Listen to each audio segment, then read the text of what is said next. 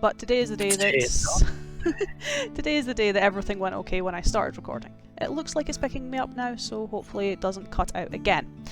But hello everyone, and welcome back to Twisted Fates. As always, I am Emily, your Dungeon Master, and these are our 3 intrepid adventurers. We have Craig. 3? Well, 4. Sorry, Paul. Yeah. I'm preempting. Paul's not going to be an adventurer for much longer. Yeah. Sorry, Paul. Yeah, I'm kind of preempting. But yeah, we've got Craig. Hello. We have Ewan. Hello. We have Matthew. Hey. And then the one I forgot about, but we'll get to that in a little bit, Paul. Stop. But yeah, I'm just going to give you a wee recap of what happened last time, and then we're just going to jump straight into today. We're not really going to have much faffing around. Jumping straight into a wee recap, the party conducted a few errands in the town of Hillview before making their way back on the road to the Citadel.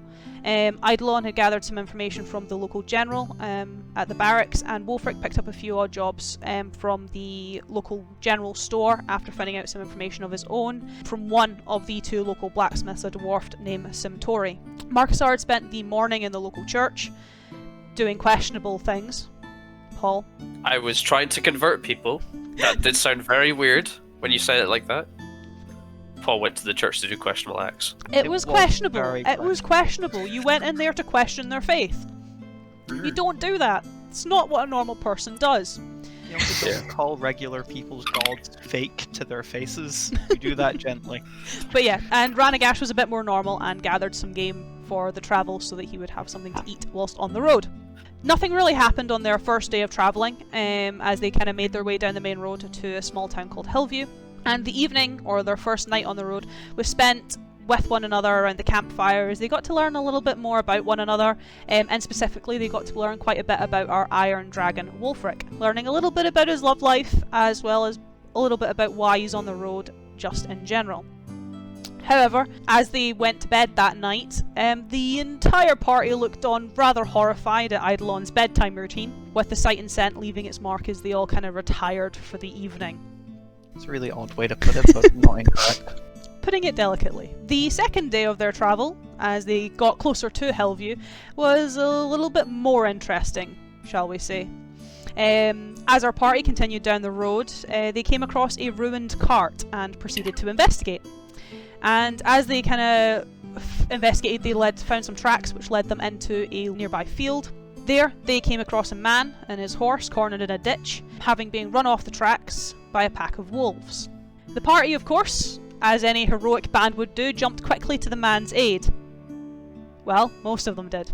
Marcusar, our dragonborn, Paul, Hey? he took a step back from the combat and tried everything in his power to stop the combat from occurring, and to his credit he was trying to get the wolves to run away, but let's say it didn't quite go to his plan when his Thunderwave, one of his spells that he has prepared as a druid, went a bit awry and not only killed some of the wolves, not only knocked Wulfric and Eidolon to their arses on the ground, it also killed the man and his horse, who they were trying to save in the first place. After this whole affair and the combat was ended, Ranagash was kind of the next to take a step back, as he didn't really want to get involved, as a very angry Eidolon and Wulfric approached Marcusar and began shouting at him. Yeah, the party kind of took a little split after that, as Wulfric and Eidolon... just a little bit lightly, as Wulfric and Eidolon kind of took the body and began their trek to Hillview to kind of almost give their condolences to the man's family and kind of give a bit of information of what actually happened. Ranagash did leave with Wulfric and Eidolon, though, as he came back onto the main road. He was, I suppose, halted in his tracks, if only for a moment, due to one of his visions, where he saw the dragonborn Marcusar kneeling in a field, asking his patron, his god, his deity, the She, for guidance, for assistance, for help, because he was lost and he didn't really know what to do, and he felt like he did a bad. Probably because he did do a bad. Depends on who you ask.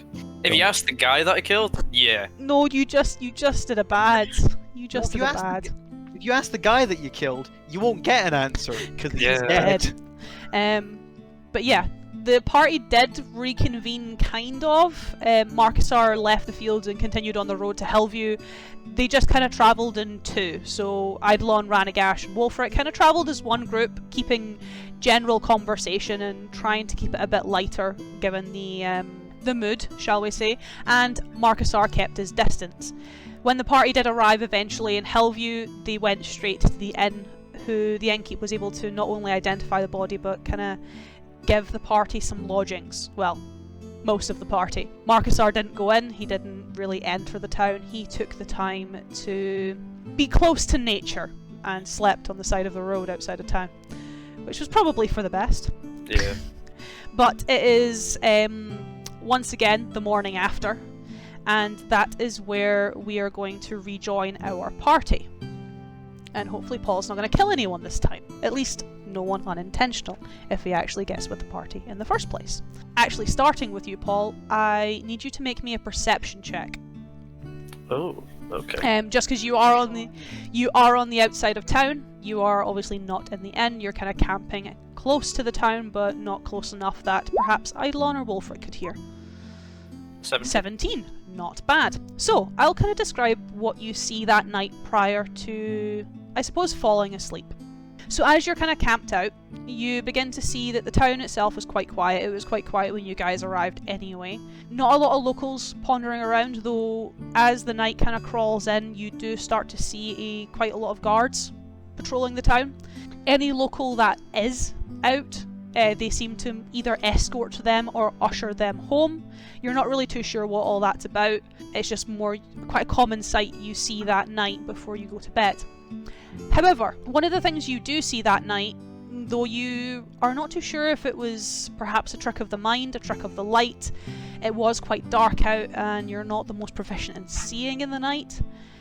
But through the lights of some of the windows and from the light of the inn, quite late into the night, when all the guards have finally abandoned the streets and the town is empty and quiet, you do see something. You're not too sure what it is, as it kind of makes its way down the hill from the inn, but it's a figure of sorts.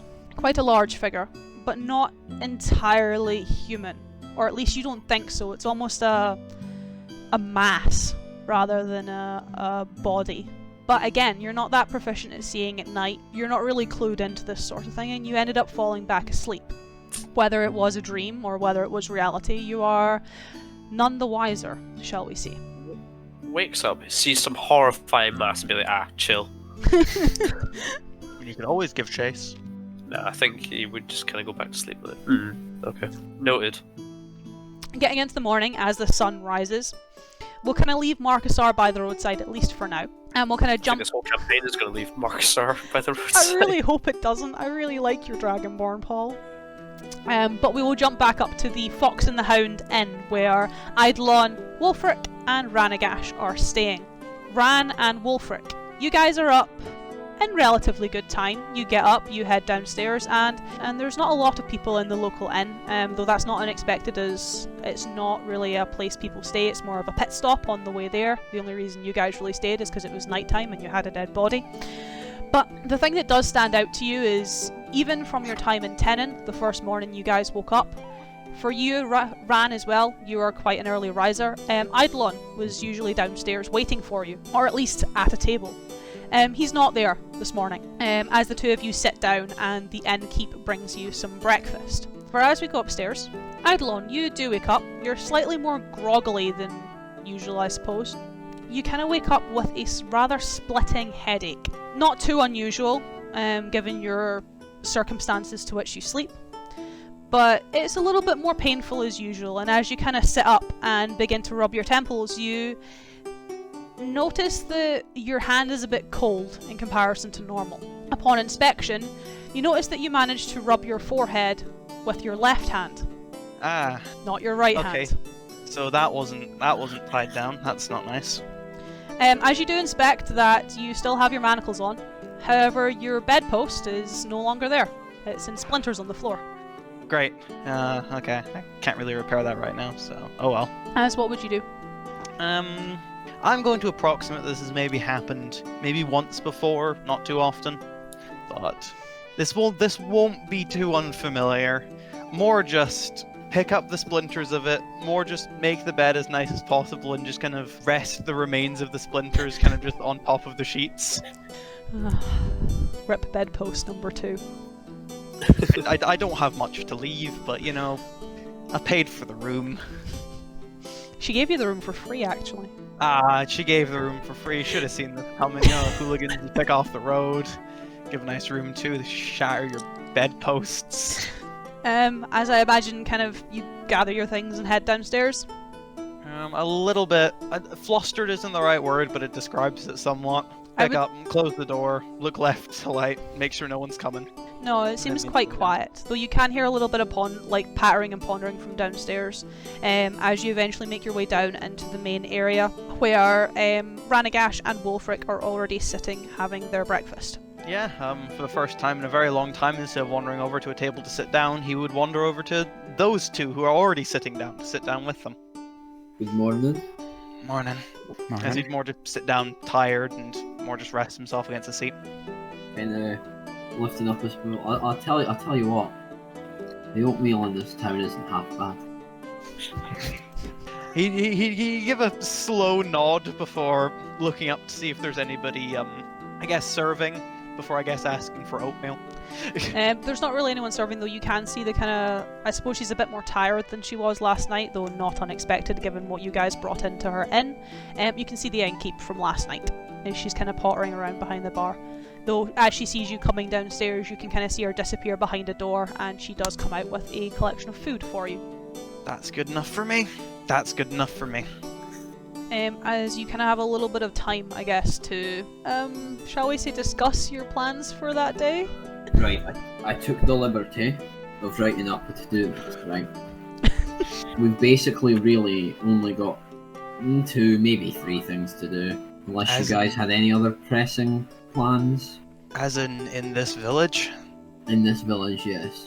Not in particular, no. Well, one of them is just to begin making our way to the citadel. The first one is we should probably go talk to the merchant's mother. That'd probably be a good idea. Yes, I think that would be important. Ran, you've got a way with words. Perhaps you should be the one. And there's the pain on Maddie's face. I would give a raised eyebrow to Ranagash.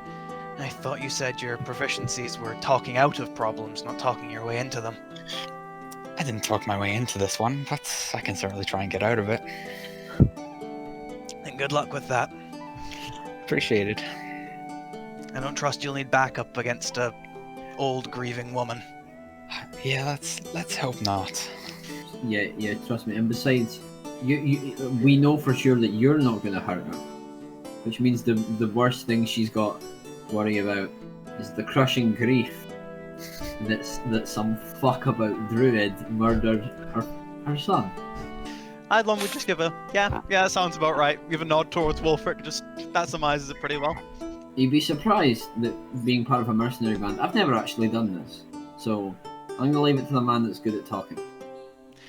I've done it before, just not in the nicest way, so I think I'll leave it to someone who's a little bit more tact. And do you have anything else? No, that's really it. If we bump into him, we bump into him. If we don't, we don't. I suppose that sounds about right. So, what are you going to be doing then, Wolfric? I really didn't think we'd get this far. Besides gathering up our stuff and heading for the citadel, what is there to do here? I mean, there's a shop, but that's about it. But, well, Ranagash is already going there. Yeah. Welcome to accompany me. Yeah. Maybe. Go get yourself some Hillview commemorative mugs. Maybe I should enter first to make my purchases, and then you come in, because I really don't want to walk up to the counter of of a grieving mother and go, "Excuse me, ma'am, can I get these prunes?" Yes, thank you for my rations, and on my way out, we met your son, he's dead now. Yeah, I really don't want... I'll let you two get to it. Why don't you draw straws? You're not here. That's out of character. So visceral! So We hear a voice in the ethereal, and Wolfric metaphorically cleaves it in half. so savage. That's Paul told. Alright, so I guess my little band of 3 I'm ran. leaving out the door for a purpose more than anything else. Yeah, so you'll kind of obviously all leave the tavern that morning. Ran, Wolfric, you kind of heading down the street to the wee village shop, and Craig, you said that you're leaving When with I purpose. leave out the door, I would sort of just let Wolfric and Ranagash make their way down to the shop. I'd give them a small wave. I see on the map it's not too far away. Nope, it's not. Like, you could, even from the top of the hill from the Fox and the Hound Inn, you can see the village shop down the road. Like, it's not far at all. This place is more when really I'm- small. It's more when I'm certain that they've got their back turns and are walking in the opposite direction. Yeah. I'll instead just cast an eye downward, and from there wasn't many people staying in the inn, was there? Mm-mm. Like, not many at all. So any new footprints would be at least somewhat obvious. Yes. I'd like to see if I can find any leaving from the inn in a direction that isn't going the way those two are going. As in looking for footprints that just aren't their 2 footprints. Okay, so give me an investigation. Oh, am I decent at these? I kind of hope I am. Yes, I am, but only decent. Just as you're investigating the area. Not plus 43. Yeah, don't do that, that's 21? bad. That's pretty good, though. Even without the plus 43. I think you can tell by the questions what I'm looking for. Yeah, I know exactly what you're looking for. Strangely enough, you can't really see anything. There are obviously a lot of footprints coming and going. There aren't any abnormal footprints coming and going. There are, however, some heavy footprints coming and going. So it's more the slight sigh of relief of, okay, thank God. But does this look abnormal per se? Not particularly, though they do look very similar to your boots. Wait, nope. I retract the sigh of relief. The sigh of relief never happened. I take that back. They just look heavier than your boot prints. Sigh of relief returns ever so slightly with the thought of, did someone steal my fucking boots? And if so, why did they return them? As turn back, look towards Wolfric and Ranagash heading to the shop, and then follow the footprints. Kind of fucked up village we found ourselves in. Because it's not, like, by the way you describe it, it's almost like someone was walking in those boots, but that person wasn't me. Yes. Cool, I'm following the footprints then, seeing where they go. Um, If it gets too far from town, though, I'm turning around to re-meet up with Wolfric and Ranagash. So, you kind of head down the hill and split up. Eidolon, you kind of begin following these footprints as Ran and Wolfric kind of disappear around one of the corners of one of the buildings. I'm finding the motherfucker who stole my boots and then gave me them back. Marcusar, just as we're getting into the morning, as you've woken up and you're kind of getting ready, getting yourself sorted, casting more of an eye into town, I suppose, just keeping an eye on things. You see I suppose you're not friends, considering what you called them in the previous session. True. I The men- forgot I said that. The men that you have been travelling with. You see them making their way down from the Fox and the Hound Inn, and you see them split off. Though it's kind of a strange split, as you see Wolfric and Ranagash kind of head down one of the streets. You see Eidolon almost investigate the ground for a little bit, kind of more pacing, taking a moment, double checking, almost to see if Wolfric and Ran had turned round, or if he was being followed, or if someone else was in the general vicinity, and then kind of takes off in a different direction, heading more towards like the northern exit out of town. What would your dragonborn be doing, Paul? Would he do anything? Paul leaves the party because he just stays under a tree for the rest of the campaign. This Yeah, is I'm chilling here. I am going to go to... I see on the map you got the Watchtower. How far away is the Watchtower? Can I see it from where I am? So you'd be able to see the spire of the Watchtower. To get there, what you would have to do is you would have to head through the town, head through the northern exit to the town, and then it's perhaps 15-20 minute walk from there. Okay, I think you definitely saw like the guards and stuff when they were about and whatnot. So I think, okay, maybe I'll raise this whole black mass that I saw up with them and assume that they were going to the Watchtower. So I would head to the Watchtower. So, but as I go through town, I'm going to be like, trying not to. Give me a stealth, but give it with disadvantage, because you are in the middle of an open town during the day trying to be stealthy, and you are also a bright blue dragonborn. So, In a land where dragonborn already aren't common. yeah. If you're in the Citadel, maybe not disadvantaged, there's a few more in there, but in this town, yeah. Cool. So, you kind of head down, start sneaking your way through town. Eidolon, Yeah. kind of jumping back to you, who you begin to start following the footprints through the northern tracks of town. They seem to get quite close to perhaps an inlet of buildings. You can see a stables on one side of the road and a small ranch on the other side of the road. But they kind of almost stop as if something perhaps interrupted them here, kind of turn heel and head back. However, as you're kind of more spinning around and following the footsteps, in a relatively comical fashion, you can see a relatively large blue dragonborn walking through the streets, seeing you and then doing this as he continues to try and walk. In that case, I would momentarily make eye contact with the dragonborn. I kind of think I would look at Eidolon and just keep going. If he keeps going, I will let him keep going. As you kind of just watch as he just walks. It's the two of you, ships passing in the night. Oh my god, did you see? Oh, he saw me, oh my god. As I'll continue to follow these footsteps wherever it is they seem to be going. When you kind of follow them back along the road, they seem to then break from, suppose, the original set and continue back up towards the Fox and the Hound Inn. They don't seem to have gotten much further than the stable yards, or even to the edge of town. It more seems to be that they kind of got there, something occurred, and then they turned and went back up the road.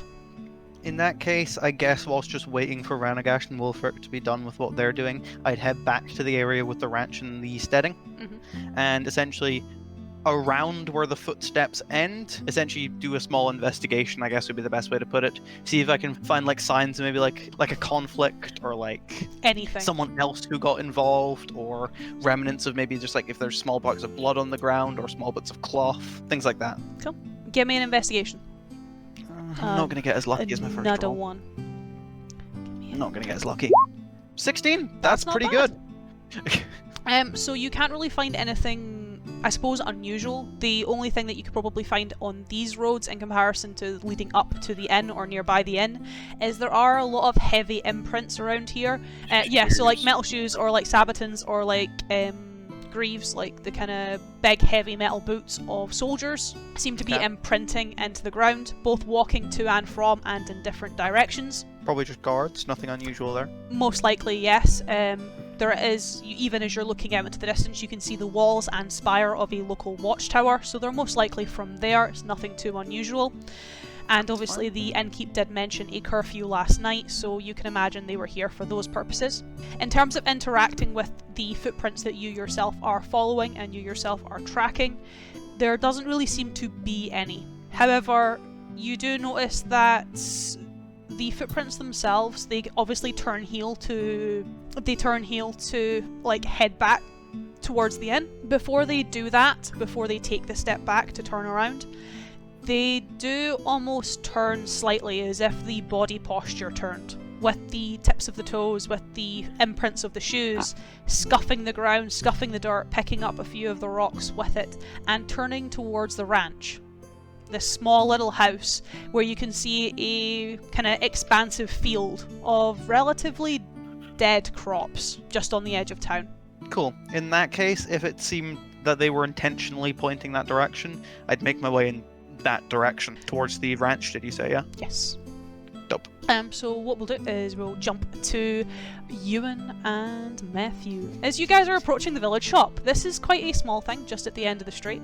It looks like it's probably someone's house, at least from the outside. You can see a very nicely decorated sign, and the living room window has been turned into more of a shop front. Though looking at it, you can definitely see that this is still primarily someone's home. They've literally just probably converted one room of their house into the shop. Wolfric, are you heading in first? Yes, I'm going to head in first. Let's not do this the wrong way around. So Wolfric, you head in. It is quite a nice, quite a wee contained shop. There is a few tables, not so much shelves. There are literally tables and kind of pallets that have been used to stack some goods, whether that be fresh or even some imported silks, satins and more, I suppose, oddities that have likely been brought in from the Citadel. You can see that there's no doors in this shop. It's kind of contained in a living room, and there's an archway off to the back that leads likely into a kitchen, where you can even see a set of stairs that goes to the goes upstairs. This is literally just someone's living room that they've turned into a wee shop. You don't particularly see, I guess, an old woman, much to your kind of conceptions coming into the place. You're obviously expecting a much older woman. There is a younger woman here, kind of blonde hair, kind of pulled to one side in a kind of loose ponytail. She seems to be wearing quite a, I suppose, dirted, painted apron and quite a nice kind of green dress. As she kind of catches sight of you and gives you a wee smile as you walk into the shop. Hi, can I do anything for you today? I'm just looking around, just in town for a wee second, but I'd pop into the shop to see if there's anything. Are you looking for anything in particular? We have quite a few choices. One of the local farmers grew some quite nice fruits. We've dried them, so you don't have to worry about travel. What kind of fruit? He grew this year apples, as well as a mixture of oranges and lemons. Although they are from last year's harvest, they are just dried and honeyed, so they're a bit sweeter. We also have some grapes, but they tend to, even when dried, not last as long. Can I get a bag of apples? I can do that for you. Anything else in particular? As she kind of heads over to, you can kind of see like almost they're alcohol casks, but they've been repurposed for dried fruits and even some dried vegetables. As she kind of goes over with a little wooden scoop and kind of puts in like a scoop and a half in a cloth bag. I feel so bad for this woman. Kind of vegetables have they got? Can I see the kind of vegetable arrangements? A lot seems to be quite green, a lot of lettuces or cabbages. There are a few perhaps onions and a lot more tubers, so potatoes, and then there's carrots and gourds, that kind of, I suppose, more long-lasting vegetables. Things that are a bit more hardier in the soil. Can I get a bag of carrots and potatoes as well? I can do that too. I would be careful with cooking the carrots. They tend to dye things yellow. We're not too sure why, though I think it's because of how he grows them, but I'm not going to tell him that. My husband rarely listens to me when it comes to farming, so yeah. As she kind of more laughs and grabs a bag of the carrots and grabs a bag of the potatoes. Oh, yeah, your husband runs the farm then, and you run the shop. Yes. Well, I work here, mostly because he doesn't really let me on the farm. But, you know, men will be men. I much prefer it here anyway. I get to see all the travellers and I actually get to talk to people. And it keeps me away from my husband and my sons, which is always pleasant. Your sons? Yes, my boys. How old are they? Oh, that's a question I'll actually have to consider. Mark must be perhaps 24, 25, and Harris is perhaps 18. Wolfric is currently currently has a perplexed look on his face. He's fully aware of all of the death of one of her sons, but his brain is currently trying to go, how fucking old is this woman? And he's not gonna pray. Alright, how much am I owing you for everything? For everything and for the dried apples, you're probably only looking at about 6 copper. 6 copper, that's good. It's alright, I can give change. We're used to travellers dealing in gold. Is she kind of more size, and you can kind of see her pulling out a pouch to give you back your change in both silver and then obviously a few extra coppers. So that would be 4 coppers and 9 silver. But I'll have left an extra silver piece. I wonder what for. And then I'll put the bags in my bag. Thank you very much. You're very welcome. I will be seeing you. And I head towards the door. As you kind of leave and kind of head out the door, you kind of hear her call after you. Enjoy the rest of your day. You too. I like to think Wolfric didn't realize what he was saying there until after he said it. He was just having a nice conversation with this woman and then was like, oh yeah. It's like when someone says happy birthday, you're like, you too. or the Next thanks, 5 years. or the enjoy your meal. You Thanks, too. You too. You too. You too. As Ran, Wolfric exit the shop. His bag looks a little bit heavier than usual. You can kind of hear the small melodic voice. wishing him a good day afterwards as you kind of stand off to the side, suspiciously. Not being suspicious. Don't be suspicious. I'm just vibing. Okay. Right. Do you want me to come in with you, or are Please, you just yes. gonna do it yourself? No, assistance would be appreciated. All right, I'll come in with you. Oh, just another thing. So awkward. This is gonna look so awkward. Two things. First Yeah. of all, any point in the window. Are we sure that's the right one? She looks... Yes, I asked. She has Young. kids, and both of her Right. children match the general age description of the man. And which one is it? I don't know. The innkeep never gave a name. The innkeep never gave us a name, and it could be either of them. Does she? I asked her if she has kids. She's got 2 sons. I didn't ask where she thought either of them were. This could be either of them. I'm shitting myself right now. I have fought creatures that could tear me apart in a second, but I'm currently more terrified of the little nice lady that runs the village shop. I have broken bones, but I cannot break a heart. Do we? I'm gonna go back to the inn. Let's go back to the inn, Ran, and we'll Right. go ask. I like your thinking, smart man. And as he's like, why didn't we think of that in the first place? Surely we should have thought. Surely you had a vision saying we should have asked for her name. You'd hope so, but no. So, in rather comical fashion, Eidolon, you've kind of concluded your investigations. You obviously saw Marcusar leaving town, and you found your investigations leading you to the kind of small ranch. As you begin to approach the ranch, you notice that, I suppose, left-hand window from where you're standing, the curtain seems to have been peeled back, or kind of pulled back ever so slightly. You can't really see a hand pulling it back though, as it's behind the window post. However, what you can see are 2 very golden eyes staring at you. Though the moment you lock sight with them, the curtain is let go, it kind of is pulled back, and the eyes disappear. Well, that's not horrifying at all. I'll give a knock on the door. Actually, I'll turn around first, see if there's anybody around, and then I knock on the door.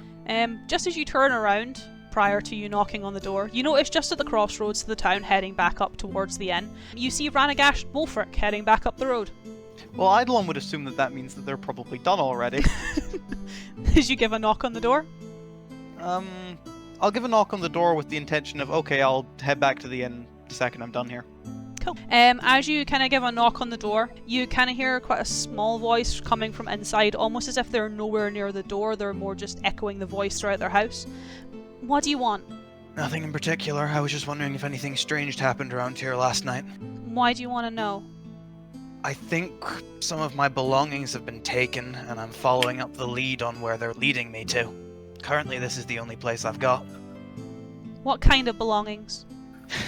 Boots. And that's it. As you kind of call out, I suppose in a little bit of, I guess, confusion more than anything else, you watch as the door handle of the door opens. There is no one on the other side of the door. Though as the door kind of swings open, you then watch as in a relatively dark hallway, there's not a lot of light in this house at all, a more white spectral hand lets go of the handle and disappears towards an archway. I would like you to know that that's terrifying, but I'm coming in anyway. Can you close the door?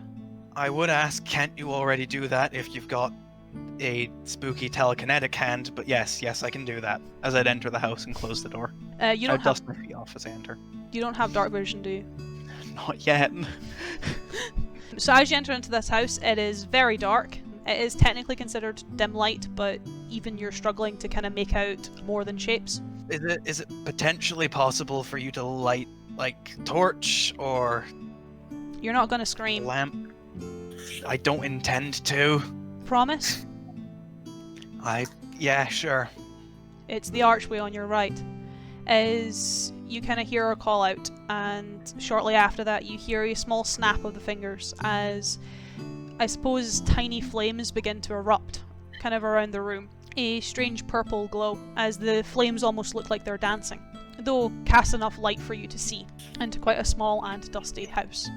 Standing in the living room I guess, quite close to the window. Though on the far side of the room is quite a small woman. She's perhaps only 5 foot or maybe just a little over. Though that's not the, I suppose, odd thing about her. As she is female, you can see feminine features. She has quite a rounded face. She has quite a feminine body.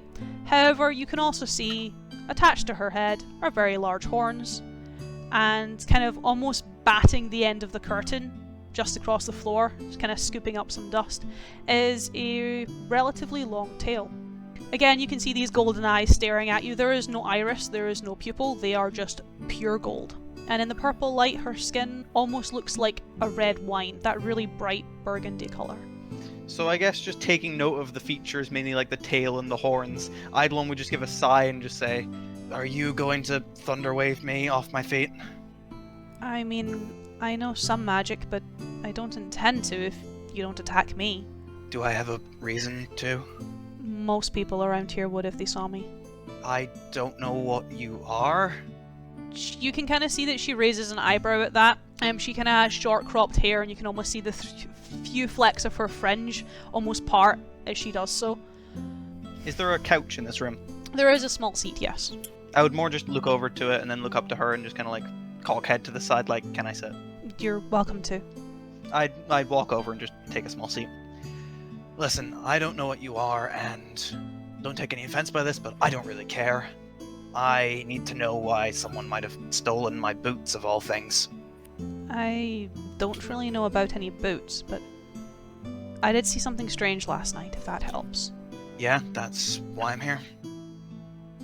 As she kind of more walks and kind of begins to circle you, you can kind of watch as, even though she doesn't have iris or pupils, there's no way for her to focus her eyes. You can almost see them twitch as she is inspecting you up and down. Listen, are things like... This sounds racist. Are things like you common around here? I really don't know. I've been traveling with like a weird blue dragon looking thing, so I really don't know anymore. I guess not. I'm a tiefling. Do I have any inclination of what that is? Nope. Eidolon just shakes his head, shrugs. Doesn't ring any bells. How do I explain this without sounding evil? My ancestors made pacts with demons and devils. They altered their appearance in exchange for power, and I'm the result. Just sounds like a poor choice on their parts. Yes, it's made my life quite unfortunate. Well, I didn't come here to make it more unfortunate, so go on. I saw a stranger in town last night. I usually leave at night to pick up ingredients for my own research. And, well... Eidolon more is taken aback by just the casualness of my own research. He was a new face, I guess. Eidolon more just sits and waits. I guess I don't really know how to put this, but you kind of look familiar. As in me, or just human, or what? As in you. Anything strikingly different? You don't look as large. Eidolon just gives like a slow nod. What did this person do? They were walking outside the north of town, and I came home from the Eastwood, and guess I might have gotten in their way. And? Nothing. They left after that. Alright, unremarkable, but it's really all I can ask for. Thank you. You're welcome. Oh, I need to be on my way, as Edmore rise up from the seat. She kind of gives you a nod. You're welcome to let yourself out. As he'd more turn, start walking, then just stop, turn around again. Are you alright? A lot of the people in the town don't particularly like me being here. Given recent events, I don't particularly want to be here either. I don't have much of a choice, though. Alright, that was double-barreled. One, people don't want you here. When my father brought me home from the Citadel, a small farming community, primarily made up of humans and elves, and I suppose, in comparison to myself, normal-looking things. Yeah, they didn't really want me around. I was strange. I was weird. To her it would be rather odd, as Eidolon looks utterly perplexed by that notion. Like, as in something like that just doesn't make any sense to him at all. Well, I guess you come from somewhere better than here. I don't know if I'd say that, more just makes more sense in that case. To the second point, I would then imagine my sister recently, she was taken. I told the local garrison, and, well, a few people in town like to believe that it was my fault, that I did it. that I planned it. Eidolon more just puts his head in his hand for just a second, rubs his temples, and just like, is this going to be every hamlet we visit? Well, you walked into my house, and you asked me what was wrong. Yeah. I take it your sister owns this place then. Well, technically we both did. And taken, is this a new occurrence? Is she the only one to have been taken, or is she one of many to have been taken? And in general, taken, bit more elaborative, please. I go to the Eastwood every other night to gather mushrooms and herbs. I study alchemy. I was hoping to make my way to the Citadel. I want to go under the tutelage there of the Masters of Magic. My sister didn't want me to leave. She wanted me to stay here and help her at the ranch. She didn't want to be on her own since our father died. Can't really blame her. No, which is why I said I would stay. I would continue my research here. I would continue studying myself, and whenever wizards or sorcerers came through, I would try and procure what I could, or I would get her help to procure what I could from them, and I would study it myself. However, she, I guess much to my pleasure, she took an interest in my research. She wanted to help and see what I was doing, as much as she wanted me to take an interest in farming. She insisted she would come with me to the Eastwood. I stupidly let her come along. I haven't been in these lands for a very long time, but I've already picked up that the Eastwood is a dangerous place. It's dangerous if you don't know where to look, but I've been there several times. I have areas cordoned off, at least with my own abilities. That night was different. We were attacked by dogs. You could call them that. I told the garrison. They were almost wolf-like, but they had skulls upon their heads. They were a lot bigger, a lot faster. They didn't attack to kill like a normal pack would. I have a tendency to set things on fire if they get too close, so they left me alone pretty quickly. My sister doesn't have that luxury. They took her into the wood and towards a figure. I did not see who. I reported it all to the garrison. I reported it all to the commander. He put the town under curfew and told me everything would be alright, that he would find my sister and bring her home. That was nearly 3 weeks ago. Can I make an insight just to make sure she's not intentionally missing out anything from this story? Yep. Like Go she's for not it. jumping over anything, she's telling it as it is. 16? She doesn't appear to be lying. She appears to be incredibly disheartened, almost as if she's expecting you not to believe her. Hence why she's probably being so forthcoming with the information, as she is already constructed it in her head that you think she's lying, so she doesn't see the point in hiding anything when she doesn't think you'll believe her in the first place. Okay. Is she done talking, or? Yeah. As Eidolon will give a sigh, again, just rub his temples for taking his hand off his head. Alright, sister, what she look like? And I'm gonna need an area of the Eastwood anyway. I can't just head into a place I've never been in and expect to know what I'm looking for. It's not too far from here. If you head out towards the Watchtower, but don't go too far, run the skirt around the hill, you'll find some trees with scarves upon them. They're my trees. Leave a scarf, okay. Follow them to the end of their trail. That's where we were. My sister, she kind of smirks. She's, I suppose, a bit more normal than I am. She's a half-elf. More paler skin. She has darker hair than I do. Kind of curly. At the very least, I know what those look like. She has violet eyes. Apparently, our father used to say that that was her mother's eyes. Well, that's incredibly distinctive. Thank you. And if we don't end up finding her and bring her back here, I am heading to the Citadel once I leave here. You're welcome to join. If you can bring me news about what happened to her, then perhaps I can leave this place behind. My intention is more to bring her back. Let's just say I don't have high hopes, but that is more because of the men that are in charge of looking for her than anything else. Believe me, I also lack high hopes for this incident, but that's more through cynicism than anything else. Have a pleasant day whilst you can. May I get your name? May I have yours? I asked first. And I'm the one taking on a job for you. I never asked you to. Does he give a sigh, look towards the door, and be like, damn it, she's right. Eidolon. Marry. No reason to keep it. Oh, thank you. I have no reason to keep it from you either. If you stay in the town long enough, you'll likely learn it. I still don't understand that, never mind. As he'd turn and leave through the door. As you exit the small ranch house. And we head up the road, and head up the stairs, head up the hill, to the Fox and the Hound Inn, with a relatively awkward pair walking back through the door. I would be heading back to the Fox and the Hound. So I assume those two are done. As Ran and Wolfric, you head back into the inn. Do you want to look like an idiot, or shall I? Pardon? Do you want me to ask her the name of the son, or do you want to do it? I feel I can handle this. Go for it. I'll wait by the door. Right. Where is the barkeep at? So she is at this point in time. You can kind of see her setting out some glasses and kind of more shuffling a keg in from the back cellar, most likely for this afternoon's service. She not serving anyone? No? No. Okay. I'll casually approach as much as I can. Casually approach bartender. I'll just be like, excuse me, Yeah, what can I do for you? my associate and I were looking to break the news to the storekeep in town, but we realised we never asked for a name of the deceased. Ah, yes. I actually kind of expected you to ask a bit more about that this morning before you left. Called out. You're not here.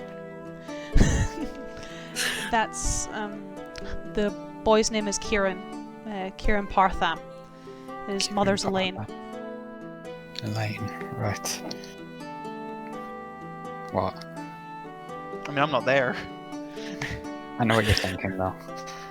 That's the younger one, isn't it? I can hear this. I presume it's not a not very quiet conversation. The two names that you were given for her child, or the woman's children that you met, was Mark and Harris. Wait a fucking second. wait a country fuck. And Wolfric kind of.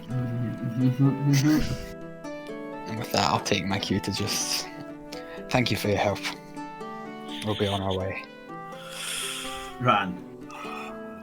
Yes? What's the name of the boy? Kieran Parthan. Cool. That's not her kids. The look on your face said as much. So What's who's her this? mother's name? What's Elaine. his mother's name? Elaine Parthan. Ma'am, Yes. where would we be able to find Elaine? Probably in the shop. Though it's still quite early, Laurie's probably looking after it.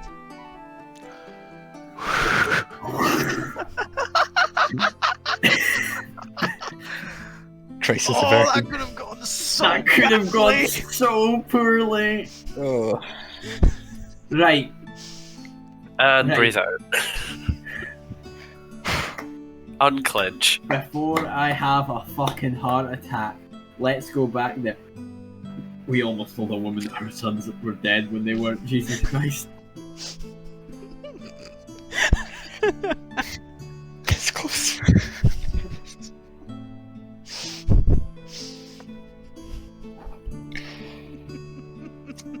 I feel like I haven't had this entire fake out planned exclusively to be a fake out. To a degree, yes, but not to the extent that it is played out. Your Honor, I plead stupidity. Right. Let's go back to the shop. As the two of you head back down the road, head back down to the shop, I'd imagine the two of you kind of head in. Yes. The young woman that you saw is still there, Ewan. She is tending to several of the shelves. You can see her lifting some stuff off and more cleaning the underneath. She seems to be the only one still here. Am I to understand that an Elaine works here? Oh, I didn't actually expect to see you back so soon. Yes, Elaine, she owns the house. Why? She's not usually here till the afternoon. Ran, are you in here with me? Yeah, I'll be in there. We need to talk to her. What about? It's kind of very urgent. She doesn't really take kindly to strangers. Yeah, well, she's not going to take kindly to this. You can kind of see her expression kind of more, I guess, shift to a more uncomfortable one. I mean, I can go and get her, but I don't think it would really bode very well. This is... Right, we're just trying to rip off the band-aid, okay? We're trying to get this done as cut and dry as possible. Please go get her. Okay. Is she kind of Thank you more... very much. steps up, heads through the archway, and you can kind of hear her heading up the stairs, and you can hear The apples are very good, thank you. her chapping on a door, though you can't hear a conversation that is being said. The woman's gone maybe only a minute or so before she comes back down the stairs. Well, she doesn't really want to see you. She told me that to pass on whatever you wanted to say. I'm really sorry. With everything that's been going on recently, she's not really been the best travelers or strangers. Ran, this is your job. And she kind of more looks confused between the two of you. We have grave news about one of our sons, is the thing. She only has one son. She only has Kieran. I'm afraid she doesn't have him anymore. Her son count went from 1 to 0. She only has one son, bitch, you thought.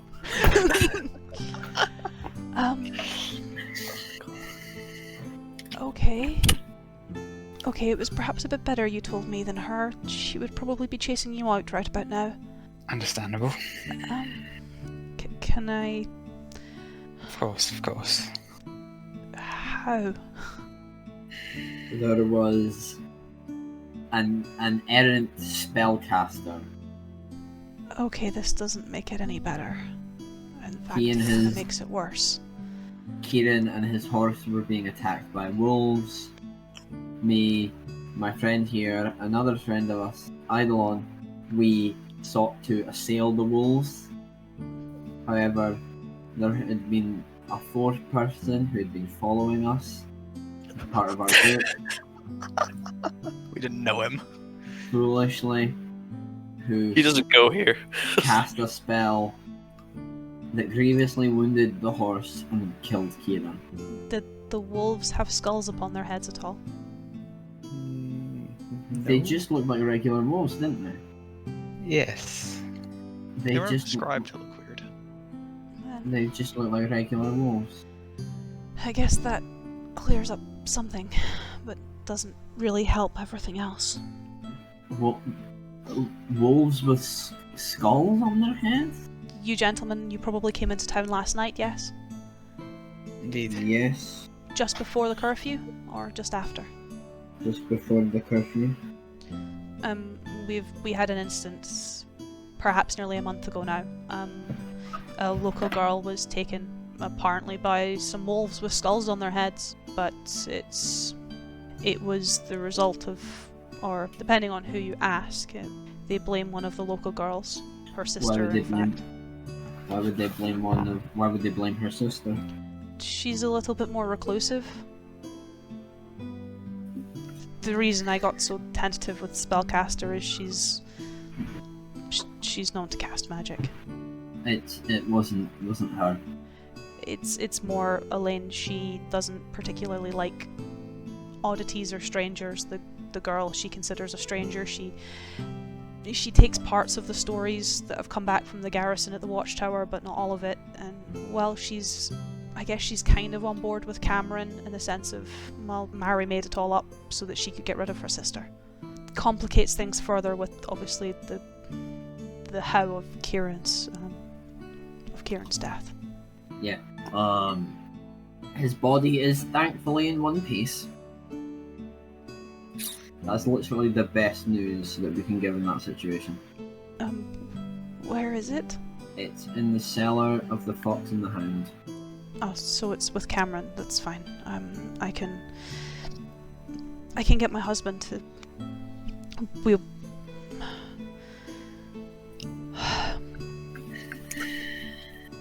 We can deal with it. Alright. You should, unless there's anything else that I can help you with, gentlemen, you should probably be on your way. It is best that we be doing that. I thank you. I will pass the news on. It is Apologies. best you're not here when I do so. If she kind of more gives the two of you quite a hurried nod, I guess, and more kind of turns around to head back upstairs, obviously to give the news to the woman. Kind of head towards the door with Ran. Close the door in a way so it doesn't make any noise, so it's like no one even left. Well, this just complicates things. Just a tad, yes. Okay, so we walked into this town, knew about the murder of a local boy. We've so far uncovered conspiracy against someone who lives in the town, crabby old shopkeeper, weird wolves, and a curfew caused by the disappearance of a girl. Indeed. Do we just attract weird shit? I swear to God, this world was more normal. It all made sense back in the Gildenfeld. I swear to God. Right, I was in a mercenary band, but right, the stuff that we solved was already known about. This shit just appears out of thin air. Travel's luck. Right, we should go find Eidolon. Yes. Cool. So the two of you begin to head back up the road, back towards the crossroads, towards the Fox and the Hound Inn. And Eidolon, you're coming out of the small ranch house and starting to make your way along the road. As you make your way back up to the inn, as opposed to meet up with the boys who are already there waiting for you, as you get to the crossroads and bump into them at the crossroads coming back from the village shop. More just with a shake of the head, I turn to Wulfric and Ranagash, and to quote Ewan from just a few seconds ago, well, you two, it seems that we just attract weird shit wherever we go. You're fucking telling me. As Girls gone missing? A girl has gone missing, and Wolves some strange with wolves skulls on with their skulls heads? on their heads. I swear to God. Alright, let's Swear head to back God, to you the can't inn. make this shit up. You couldn't We make need this shit up if you tried. Eidolon just puts both of his heads on his hands on his head for a second. Let's head back to the inn. Get a Right, pint, talk about what we know. Yes. we're cool. Right. Let's stay as far away from the village shop as possible, because I'm Did pretty sure we dropped the news indirectly through the woman's co-worker, and from the sounds of the description of the woman, these wolves would be the least of our worries. Ah, one of those. Okay. I've Yeah. dealt with those before, and you don't want to deal with those, so let's get moving. Right. Where were you?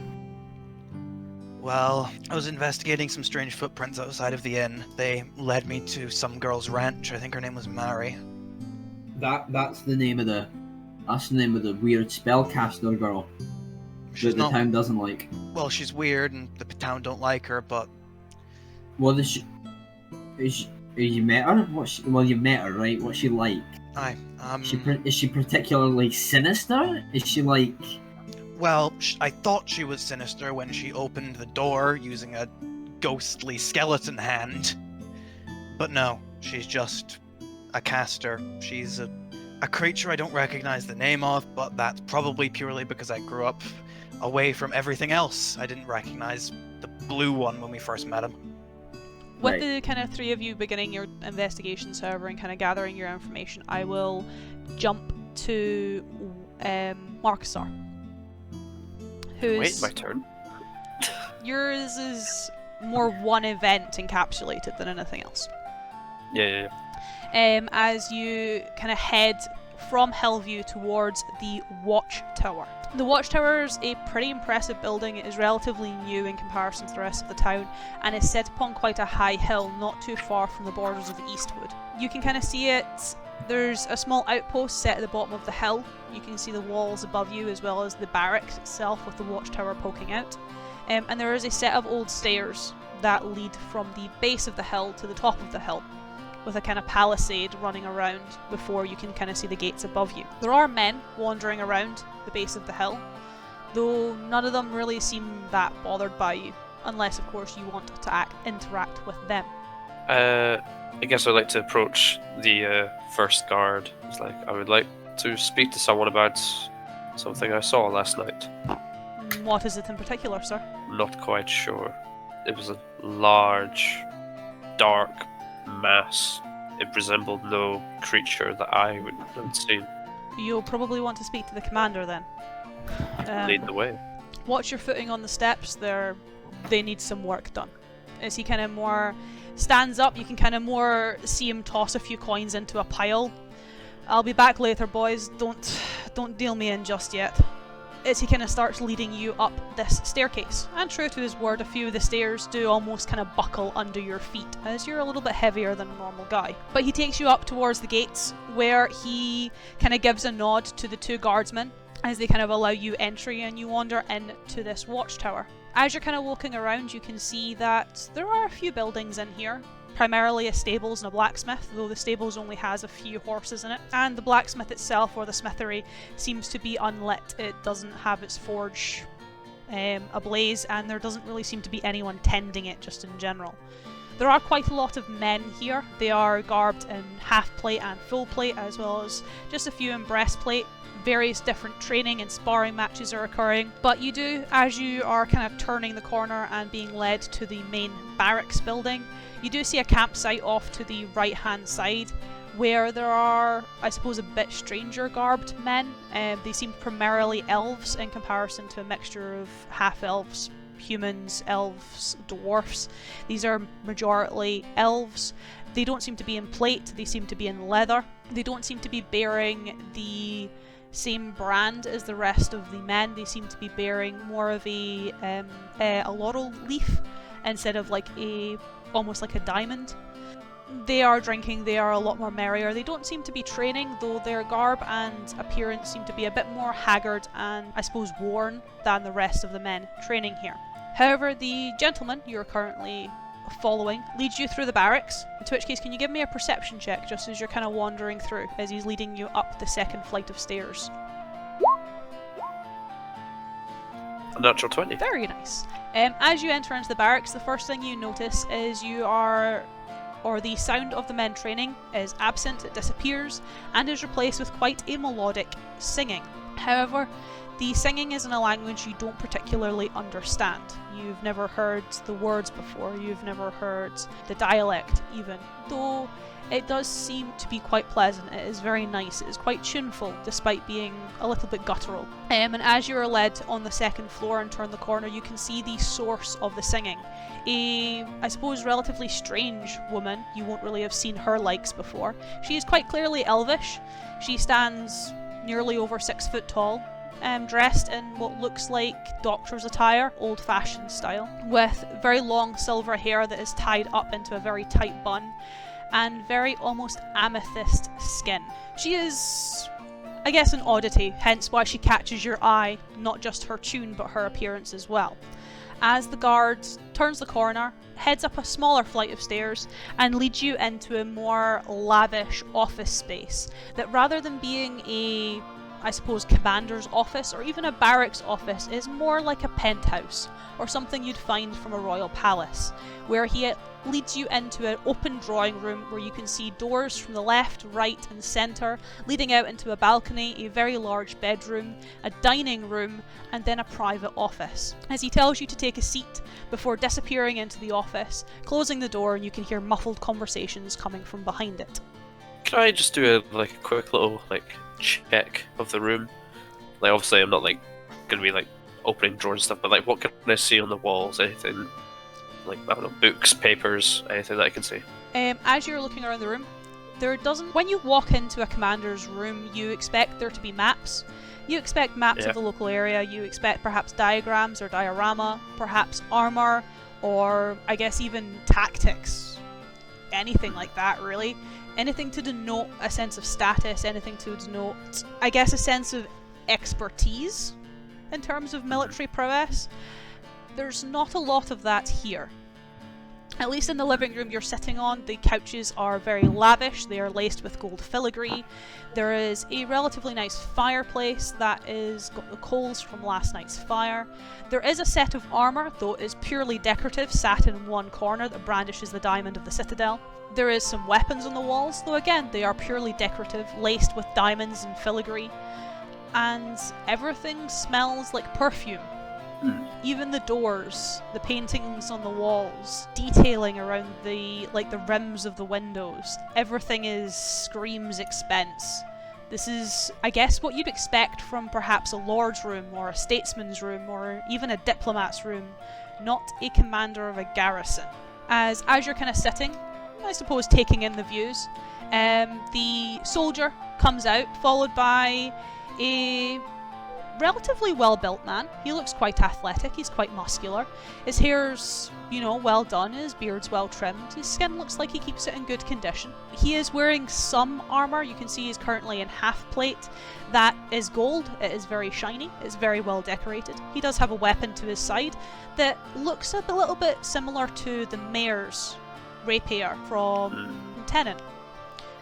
But it's a long sword instead of a rapier. It's got a bit of a thicker blade to it. As he dismisses the soldier, you can see the soldier giving him a small salute. The young man leaves, and the older man is left as he kind of more looks at you with a cocked eyebrow. My man said that you had something to tell me. Yes. What be your name? Give me 2 seconds, I actually need to find it. Shocking. Sorry, I forgot to change my page on my notes. Oh no. The immersion is ruined. I'm sorry! Commander Tellman. I'm Father Marcus R. Wild. Pleased to meet you, Father Wild. Now to the matter at hand, my man said you had something to tell me. Yes, last night I spent the evening camping outside of town, and I noticed a strange creature of some sort circling the town, though I couldn't get quite a clear look at what it was. Well, that answers my second question. I was going to ask you to give me a deeper description of this creature. We've had some issues with creatures attacking the town already.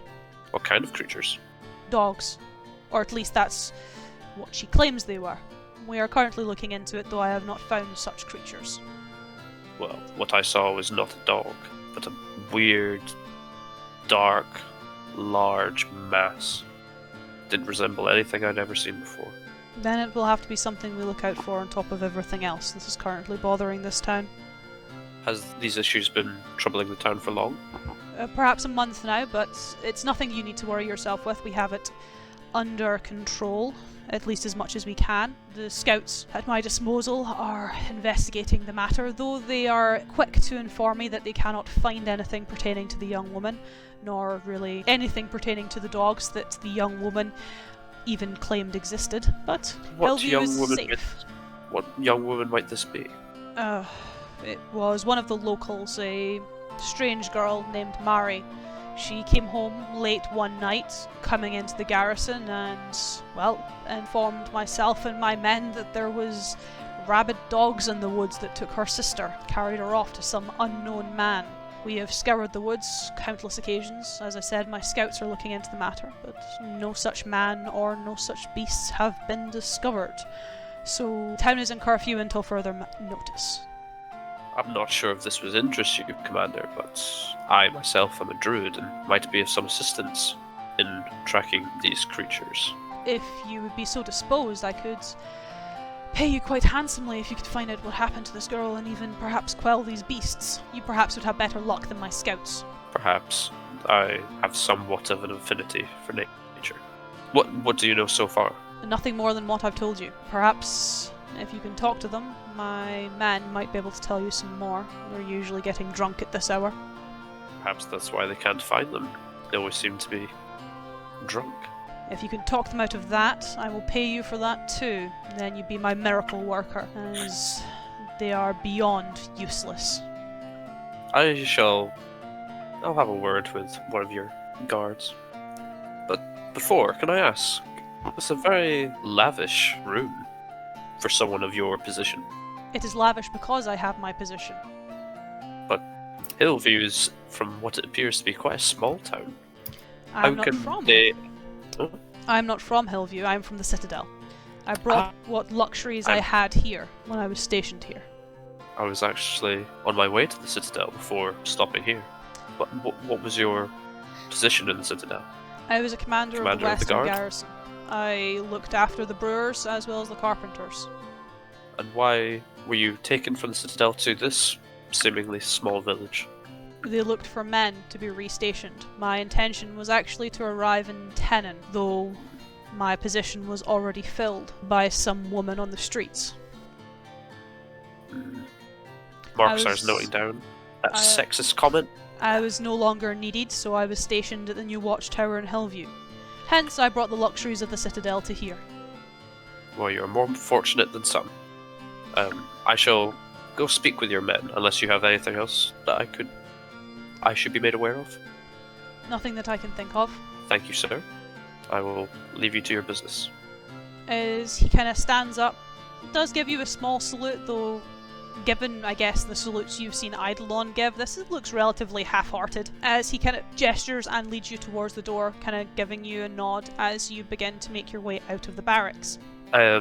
So is there more, like a sort of second in command I can see? Like a captain or something? Not really. He seems to be the only one in charge, and then obviously you saw the soldiers training outside. And then you saw, I guess, what he referred to as his scouts by the campfire. And then, obviously, you saw the relatively odd woman in the infirmary. They were really your only three, I guess, standout locations for perhaps finding someone. I guess I'll go speak to the scouts. Cool. So you head out the barracks and head towards the campfire. There seems to be a lot more merriment around this campfire in comparison to everywhere else in the Watchtower. These men seem a lot more laid back, they seem a lot more, I guess, jovial. They are sharing stories, they are sharing tales. True to the commander's word, they are drinking, they are also smoking. They just seem to be, I guess, relaxing and enjoying themselves. Even as you kind of come over, you can more hear hearty merriment and cheers as they kind of shuffle along a log for you to sit down, as there is little else in their corner of the Watchtower, so they assume you're coming to speak to them. I don't sit, but I shall address whoever scooted away to let me sit. I'll be like, I've been told to speak with you by your commander in regards to the missing woman. So you won't be speaking to me, you'll be speaking to him, as he kind of points to the other side of the fire, and you can kind of see a wood elf kind of hold up a mug. Several drops of alcohol slosh into the fire, and it kind of spits and almost goes up just a little bit more as he kind of waves at you. You could sit down unless you're just as big of a stick as he is. I guess I'll take a seat. And are you the leader of this band of scouts? Yeah, I would shake your I hand, but you'd burn. So, yes, my name is Nadras. Nadras Gellin. Father Marcusar Wild. What can I do for you, Marcusar? I've been informed that you're looking for a woman, I have been now for the past 3 weeks. and no luck. Not with the woman. We've seen some of the dogs, though not least for a week now. And what of large black masses? Have you seen any such creature? In the Eastwood, no. That's new. While I was camping outside of Hillview last night, I saw one in the darkness. We've not seen any of that. We mostly just patrol the Eastwood. A lot of it is oddities from the Underdark, shall we say. And how has it been 3 weeks and not turned up anything? Well, my assumption is that whatever attacked the young woman most likely gave up, considering the town is now under curfew and very little use this road to travel anymore. They likely went to somewhere where they can get more bodies. My men Where are might that be? most likely the other side of the wood, towards Summerhost. I'm familiar with Summerhost. I grew up around there. I didn't. Apparently it's a dump. You're not completely wrong. To be fair, most places out of the wood for me are a dump. But here I am. No. The dogs, I assume, have moved on.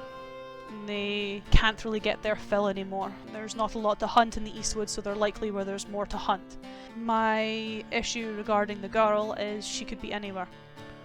The Eastwood is connected to the Underdark. There's lots of holes, lots of caverns. My men are trained and skilled to hunt in the woods. They're not skilled in hunting underground. Seems like your commander has left you ill-equipped. Ill-equipped, ill-informed, ill. Yeah, he's about as useless as... Actually, no, even that would have more uses. No. with regards to the issue with the girl and everything currently going on in town, well, there's not much really else to say. So, in your opinion, would you say the people of Hillview are relatively safe for now? As there doesn't seem to be any immediate threat. Apart from the one Just sitting the- upstairs. Do you deem him a threat to these people? He doesn't care. He sends us out, as he does. Doesn't care about our lives. To be fair, I thought about he cared about his own men's lives until one of his own ran out into the woods looking for this girl and came back half-eaten. Doesn't care Why about do you him put either. up with it? Why do I put up with him? I don't have a choice. Care to explain? He comes from the Citadel. They stationed him here. He is the commander of the garrison. Woo! No, we have no choice. I am the closest he will have to a second, and he even took that from me. But hey, he leaves us alone. We patrol the Eastwood, we keep most of what is in that wood at bay, and we get to drink, we get to smoke, and he leaves us alone. Well, as long as you're happy with your men being picked off one by one until there's nothing left. We know the risks when we signed up. We could easily be picked off one by one in the Citadel. The only difference is they'd actually find our bodies there, and most of us don't prefer that. Perhaps I could be of some assistance. He kinda looks you up and down. So you're a stick in the mud and a jokester then? I am a druid. Close enough. I have an affinity with nature, and that might be useful in finding these beasts. You're welcome to have a look around. I know the rough area, I can give you directions. That would be appreciated. The girl you'd be looking for, her name's Tella. Her sister is Mari. They both lived in town. Mari is somewhat of an oddity, though we have seen her occasionally wandering the Eastwood. She goes in search of mushrooms, usually. She lines the forest with her scarves. I think she uses it to mark her way, make sure she doesn't get lost. It's quite ingenious. Not far from here, you head back out the garrison, round the hill, you'll find the first of her scarves. Follow them to the route's end, and you'll find where the girl went missing. Thank you. This has been much helpful. Is there anything else that I should be aware of? Perhaps one thing. When this started, we found something, though it was not matching any description that Mari gave us. Not too far from the trail, where it ends. We usually investigate at night. You can't see it during the day. There was almost runes or markings on the trees. I'm not very magical myself, though I asked my wife. She is a little bit more magically inclined, shall we say. She believed them to be wards or notes, a way for someone to get around the forest. I've never seen them since, though again, I'm not magically inclined. I do not know where they go, though they did lead deeper into the forest until they vanished that night. Most interesting. It's the only other thing I can tell you. I don't know where they lead, where they go, or even if they're relevant, but they were there. They weren't there every other night I checked. This information has been most helpful. What was your name? Sorry. Nadras. Nadras. I thank you, Nadras. And I'll start and get up from this campfire and begin to walk towards the gate. And I'll remember and just turn around and be like, just another thing. Who is that singing? That's my wife. It's the only thing Tell her she uses to fill her time. Please tell her she has a beautiful voice. She'll be glad to hear it. And then I'll make for the gate. Yes. You begin to make your way back down the stairs. We fly over the hills and delves back towards the Fox and the Hound Inn, where Wulfric, Eidolon, and Ranagash are about halfway down their pint, exchanging information about the current goings on around town. Alright, Wulfric, Ran, you go through what you know first. Right. So, girl went missing in the woods, taken by wolves with skulls on their heads. There's now a curfew in town. Everything. They're blaming the sister because the sister's a spellcaster. And slightly demonic. Yes. Alright, so I know roughly the same. Wolves, skulls in their head, her sister went missing. Though I did learn a little bit more. Mhm. When the sister was dragged off into the woods by the wolves, they dragged her towards something. They didn't just drag her off or eat her alive. She was dragged off Towards intentionally. She just said a figure. I can't really blame her in a place like that. By the sounds of it, it would be difficult to make anything out at a distance, especially if it was dark. By the sounds of it, it's always dark there. If I had to make a theory, And this is completely a shot in the dark, but the wolves we met before, the ones that were attacking the man and his horse, yes, they didn't have skulls in their head, but I'd be tempted to say that they were riled up by whatever these wolves were. There may be a connection. Either get that what or you're saying. potentially the wolves with the skulls are overeating, overhunting, and it's forced those wolves to come out of where they would usually be. If you get where I'm coming from. Or perhaps the skulls are only visible at night. That's also a potential. Though I also do know where we can go next. She told me an area we could start leaving out the north gate and heading towards the eastwood. And if we follow a trail of Mari the tiefling's scarfs to the end of where they go, we can reach where her sister went missing. Head out the north gate, follow a trail of scars. And I hope it isn't too detrimental to us, but I have offered her that if she wants to come with us to the Citadel, if we can't find her sister, that she's welcome to. No worries. Just gotta make sure we keep her safe. The only other thing I know is that the guards have been utterly useless in this endeavor. They've been looking for 3 weeks and haven't found anything. To me, it almost sounds like they don't want to find her. Not every guard system is corrupt. It's often bureaucracy, someone higher up that's blocking or causing issues. I wouldn't be surprised. I've seen it before. Anyway, shall we? Let's get heading. Ran, you anything? No, I covered about everything. Down the road it is. Come on. If we Stand up. encounter anyone we need to persuade, Ran, you're on talking business. Aye, I'll cheers to that. As you finish the last of your pints and head from the Fox and the Hound through the streets of Hillview and out through the northern kind of pass and into the hills and delves not too far from the Watchtower, where as you break to the forest of the Eastwood, not too far from perhaps the first line of trees, where Eidolon you'll be able to see it quite clearly given your past perception, a relatively brightly coloured scarf has been tied to one of them. However, alongside the scarf, which for Wulfric and then eventually Ranagash, you will also eventually see, is a quite familiar silhouette of a blue dragonborn. Oh no. Oh no. Again. Oh no. Who seems to be inspecting a similar collection of scarfed trees. I'd look to Wulfric before doing anything, as well as then afterwards Ranagash. See how they're reacting to this before I do anything. How are you reacting, boys? It's good to see you again. Wulfric calls. As Marcusar, you kind of turn around and, well, these three are also approaching the scarfed trees. And you? How has your days been going? We're currently investigating a missing persons case. Well, once again, it seems fate has drawn us together. I am also assisting in a missing persons case. Right, I'm gonna run through a list of things. You say yes for the things, you know. A girl's Fire. gone missing.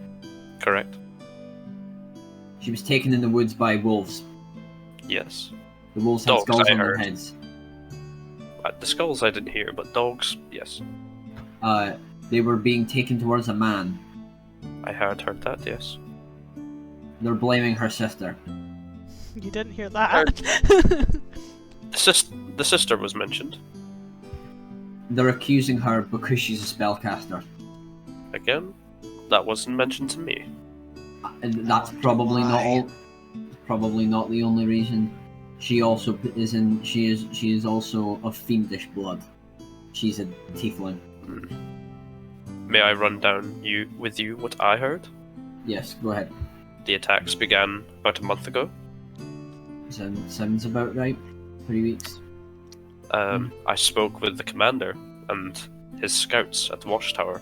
They have found nothing over the last 3 weeks. We've heard the same thing. No. They understand that the Eastwood has got connections to the Underdark. Did not know that. I was informed by their lead scout Nadras that at the end of these scarves there are runes printed on the trees that lead further in. And I'm sure you didn't hear anything about a black mass roaming the town last night. That doesn't sound familiar. No. When I camped outside last night, I witnessed a black mass in the darkness. I'm not sure if this is the figure that they're on about, or perhaps another creature that it can summon. Eidolon mentioned tracking strange footprints. Indeed, that's what I'm considering. Where did it leave from? Can't remember. I was just like I was on the outside town. I can't remember the specifics. Was it just like kind of like It was- in the fields around? It was almost coming down the hill from the inn. It was coming down the hill from the inn. A chance it's related then. Other than that, not much to report, apart from some possible corruption within the Watchtower. But we're used to that at this point, aren't we? Fucking called it. I also got the girl's name who's missing. Her sister's name is Marie. We've offered to escort her to the Citadel if we can't find her sister. Was that some sort of replacement for me? Here we go. If you want to take it like that, you certainly can. No. I know what happened yesterday was not what any of us wished, but hopefully I can redeem myself today. Hopefully you can. And he puts a hand on Marcusar's shoulder and he goes, I should not have spoken ill of your faith. I'm sorry. She thanks you. Can she hear us? Like right now? She sees all and hears all. I'm very sorry. I'm sure you're lovely. Would you kindly lead the way, Wolfric? And I gesture towards the scarves. Right, tally ho. As Wolfert goes forward, if I could, I'd gesture towards Marcusar. How are you gesturing? Is it a nod or is it like the middle finger or something? You know? No, it's more just it's like an outstretched hand, more just a point, and then just like a what would you call it? Just like a beckon forward. I think that's what it's called. Yeah. Well, like a Yeah, almost something like Yeah. that. Just more like a full hand, because like doing that is really menacing and slightly come hither. mafioso. I walk over to Eidolon. Just as I let probably Wolfric and Ranagash like head forward just a little bit. You never apologized. I'm very sorry. Not to me and not to them. You didn't apologize to the man, and you didn't apologize to the horse. It was clear that you could speak to the animals there. No idea what you were saying, obviously, but it was clear you were speaking to them. The horse was still alive. You had a chance to ask for forgiveness, and you didn't. Why not? I was overwhelmed in the moment. Then, if your she really is listening, you should do it now.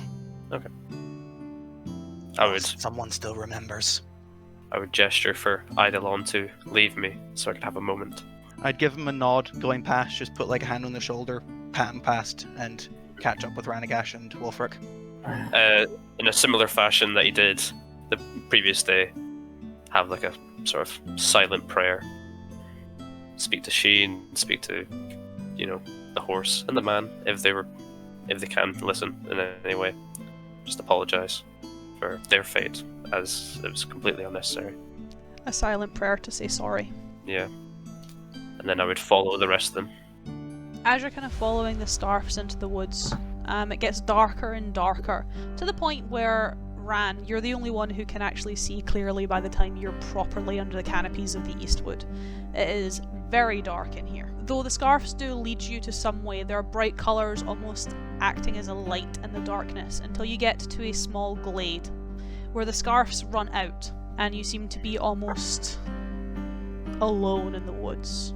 Marcusar, you mentioned sigils, runes.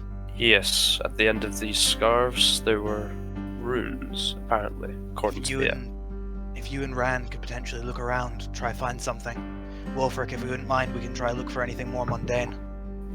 Alright, I can do that. Okay, so if Craig or Ewan, whoever's got the highest addition to survival, you make me an advantage survival check. Ewan, what's yours? Plus 0. I have +3, so we'll go with me. Yeah, you go with advantage. And then for Ran and Marcusar. Nat 20, nice. The boys, we're on it. What are you guys kind of doing for your own investigations, as obviously those boys are using more natural means of tracking these things? I guess, can I make an Arcana check, maybe, to see if there's... would that be suited, like, to try, like, what seems to be, like, sort of magical runes? Yeah, you're trying to find the source of magical runes, so you could have a look at the trees and make me an Arcana to see if anything's been marked there. That's exactly what Arcana's for, as a check. For magical stuff. You can't really find anything. It doesn't really... Your magical expertise tends to lend itself more to natural magic. This seems to be a bit more artificial in its magic, lending perhaps its expertise a bit more to Ran in terms of learned magic in comparison to druidic magic. I defer to you, Ranakash. I'll see what I can do. And I'll sort of just try and attune, to my sort of ability with runes, because obviously that's kind of how I do my magic. Give me a wee arcana. Please don't both roll low. Dirty 20. Nice. Ooh. So what you're able to discern as you kind of start looking around the trees is you can't see the runes. They don't appear very vibrant, and they don't appear to, at least to the naked eye, to be there. Though as you're kind of running your hands along the bark, running your hands along the trees, you can feel the indentations of the runes. You can feel the indentation of the wards.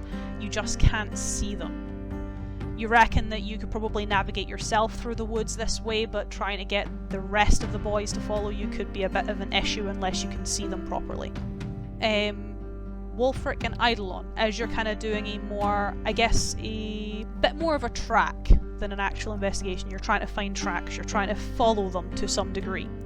You can find quite quickly the tracks of Mari and her sister, relatively small footprints. It seems that Mari did frequent here quite often. You can see her footprints have almost buried themselves into the soil to the point where the grass has grown into her footprint rather than growing over it. There are, however, a lot of dog tracks that do appear here, where you can then follow a trail of perhaps a little bit more of a tragedy, where a relatively large body or person has fallen over and has been dragged into the foliage. I'm assuming this would be very difficult to see usually, just due to the amount of tracks that seem to go through this bit. Yes. However, with the two of you and your kind of expertise, you are able to find the more flattened grass, the grass that's not quite grown back yet. Perhaps due to the lack of light that has entered into this forest floor, it makes it a little bit easier for you to at least know what you're looking for.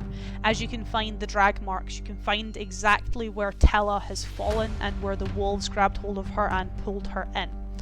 You, however, can't find anything else as you start branching further out into the forest, where the foliage starts to become a bit more overgrown and leaves start to strew the floors. There your skills become a little less, in conjunction with the fact that it becomes harder and harder for the two of you to see. I think it's about time we headed back. Yeah, we head back to the group. Right, we've got a general direction. Have you guys found the runes? Yes. Have you guys got a way to see the runes? See, no. Feel, yes. You can feel them. Do you not have any way of divining magic? Or at least any way of making it appear more...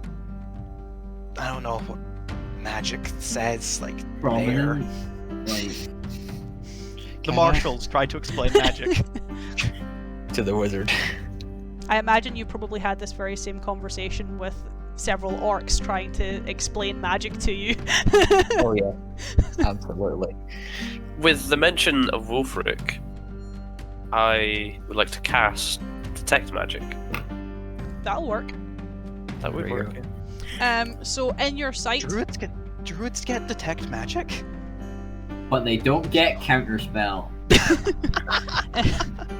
So in your sight, as you kind of perhaps more tune yourself to just magical energies in comparison to your magical proficiencies, Paul, you begin to start seeing several of the trees light up, start dotting around the forest in two different colours, despite your traditional detect magic shades. Some of them appear blue, several of them appear red, though the red ones always appear in a ring, most likely marking an area not to go or to avoid. The blue ones seem to be marking a path deeper into the woods. So blue marking a path and red kind of detecting like don't go here. Yeah, you can kind of see the red ones always form a ring, whereas the blue ones almost like points on a map or like markers on a map. They kind of almost snake around certain areas. I can see the runes, boys. What do they tell you? What do your druid eyes see? They're taking the hobbits to Isengard. They turn east. Anyway, I see blue runes going off in gestures in the direction that they lead off to. But I also see red runes. They form sort of ring in these trees. Well, I guess. well, I'm no. I may just be a simple man with an axe, but I'm pretty sure red means danger. Blue good, red bad. It's simple law of color theory. I love how color theory is a thing in this world. I'm just a simple man with an axe, yet has an understanding of a scientific principle. I believe the red, you're correct, denotes danger. Perhaps these red rings are containing something or indicate. Perhaps there's deadly magic within them. Perhaps they are red rings of death. Do the blue runes head off in this direction, pointing the way that we found the body being dragged? Do they lead off in the same direction? They do, yes. They do, indeed. Perhaps we should follow. Either of you two have a way to produce light, or... Again, my skills are required again, and I produce flame. I was thinking of something a bit more substantial, but that'll do. Oh, look, I'm not complaining. At least I can see. Does Ran actually have anything to produce light? I have prestidigitation. No one has the light cantrip. You can make light Dark brighter. vision. Yeah, that's true. He does have dark vision. He doesn't really need it. You could make the flame that Paul's produced brighter. Using prestidigitation. There we are. The cantrips stack. As you guys begin to make your way through the forest, following the runes upon the trees as Marcusar leads the way. As you begin to kind of make your way through Marcusar, you do notice that the blue runes do get very close to the red runes at times, and even the rest of you will be able to see this, though obviously you won't be able to see the markers on the trees, where the ground almost seems to cave in, and even the light of the produced flame, aided by prestidigitation, does not shine into these crevices. They are just bottomless pits, at least from what your eyes can see. I speak back to them as like, I believe the red runes detect the access to the Underdark. I've never been. I'm sure it's I've heard it's not pleasant. Though it would explain why they might have not been able to find the woman's sister yet. The blue runes continue on. Perhaps she hasn't gone to the Underdark. Maybe she still resides in this forest. Let's hope for that, at the very least. Let's hope that whatever has got her hasn't eaten her. As I'm morbid. being realistic here. That is true. Realism, but also morbid. As you continue on the path, for how long you're not too sure, as the light of the sky is absent, you're unable to tell where the sun is, and you kind of start to lose track a little bit. Though Marcusar is still able to lead you on through the woods, until, for you Marcusar, the runes come to an end, the line of trees disappear, and you come to the entrance of a small cave that seems to be covered by felled trees. Not so much a pit like the Underdark pits you've seen before. This seems to be a bit more of a natural landslided cave with a collection, a rather large collection, of prints exiting and entering. But before you have the chance to do anything, we're going to take a little break, and we're going to come back at the entrance to the cave. Sounds good.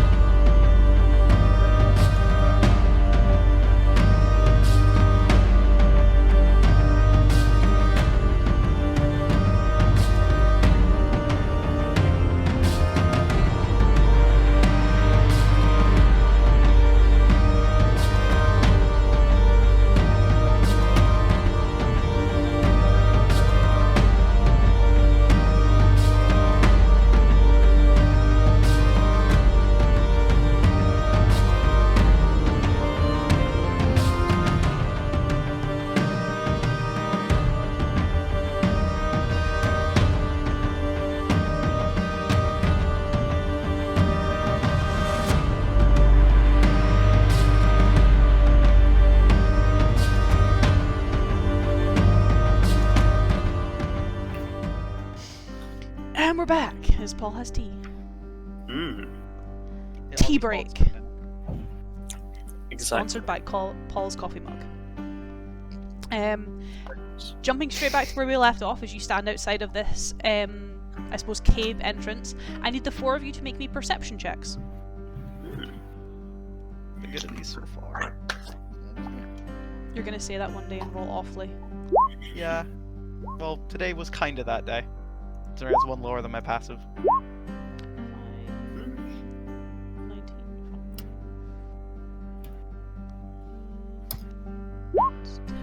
Cool. So... oh dear god, Paul. Oops. Okay. What? So, as you're standing, kind of, I suppose, planning your next move, working out what to do next, Ranagash, Wulfric, and Eidolon. Oh no, wrong way around. I mixed up Paul's and Matthew's. It's Matthew, you don't notice anything. It's Paul who actually notices something. So it's Marcusar, Eidolon, and Wulfric. Ran, you notice nothing. You suddenly notice, perhaps in the woods, maybe 3 kind of different shapes, different shadows almost circling you. You can kind of hear their low growl.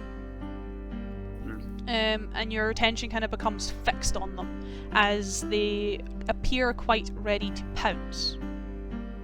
Marcusar, you notice as Eidolon and Wolfric seem to be fixed upon these creatures, you notice suddenly a noise from behind you, and you manage to whip your head around and catch sight of another one. Great. However, I do need to do this before you guys do anything.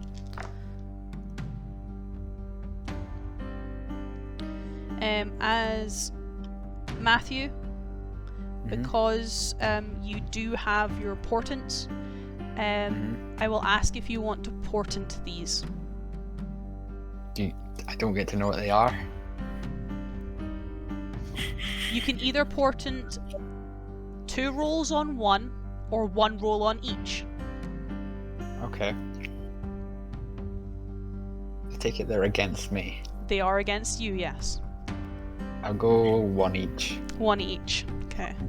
Wherever they are. Still haven't figured out where the point. So we come back and we've lost both of our portents from Matthew. Oh no. Oh no. Oh no.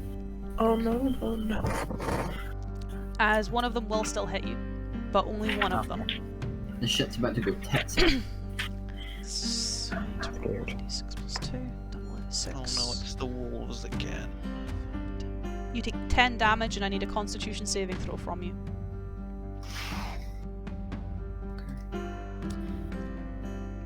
Can't save. Okay. It's not great. No. This isn't going well. So, Matthew, for your own notations, because you'll kind of need this, Yes. you are considered to be poisoned under the effects of a disease until cured, which means at the end of every day, or whenever you take a long rest, you must repeat the saving throw, and if you fail, you'll take damage and reduce your max hit points by the same amount. So it's a bit of an owie. Just a bit. He's already a wizard. Yeah. As Marcusar, you're fixated on the fact that there might be more of these creatures. Eidolon and Wolfric, you think you've cornered 3 of these creatures, and out of seemingly nowhere, 2 more of them leap from the shadows, leap from the foliage, and one of them he manages to deftly dodge out of the way of, but the other one not so much, as it pins him to the ground. These relatively large, black, almost wolves with pristine, though slightly cracked, almost looks like they've been made out of several different creatures. They're not wolf skulls, they are different parts of other things turned into a skull, almost stitched and stuck onto their heads. As I need the 4 of you to roll me initiative. Woo! Combat! Ooh, combat Doing progress. the combat thing. That's the worst roll for initiative I've had so far. 6, 14, 15, and Paul. Oof. It is 3. Okay, that's And not. yet Paul that's rolled worse. Not good, boys. That's not good at all. Hey, Matthew and Ewan rolled well. Not 14, great, 15. but well. Did you? Oh, you rolled. You got 6. I had a 3 Oh, no, my plus dice. 3. Okay, so that'd be 12. Okay, so it'd be. Ewan. 15. Alright, so we're facing these weird Franken-wolves. That's a good way to put it. I like that way. That of is putting that is what I've got them down as in my notes, is Franken-wolves. That's a good way to put them, actually. I kind of like that description. it. We could be dealing with like a necromancer or like a transmutation sort of like character. 1, 2, 3, 4, 5, and then one more, which also rolled above Paul. Sorry, Paul. It's cool. I was top of combat last time. It's only fair. Like by the sounds of it, we're definitely dealing with some form of caster. I think we might be dealing with a weird underdark scientist. As first move are several more of the dogs as they break the tree line. Marcusar, the one that you were able to catch just out of the corner of your eye, breaks the tree line and is going to attempt to attack you. Swell. However, I'm assuming an 11 misses, That is my armor class. That means so it hits. Yeah. As you take 3 damage, Sick. and need you to make me a Constitution saving throw.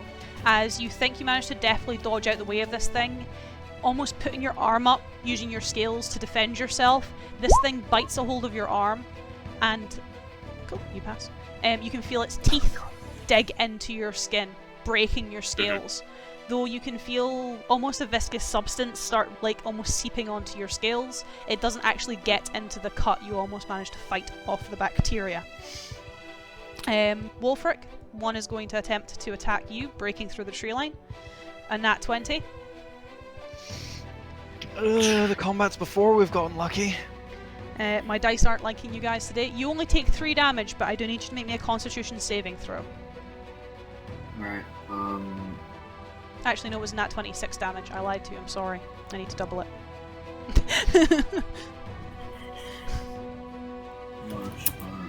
Luckily, fighters tend to be good at these. Perfect, you're fine. As it kind of jumps, latches onto you, and you almost bat it away. Literally, it's its last claws that just managed to scuff you. As it is now your go, Ewan.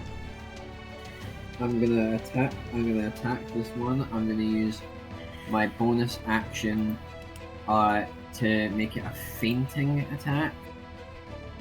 Cool.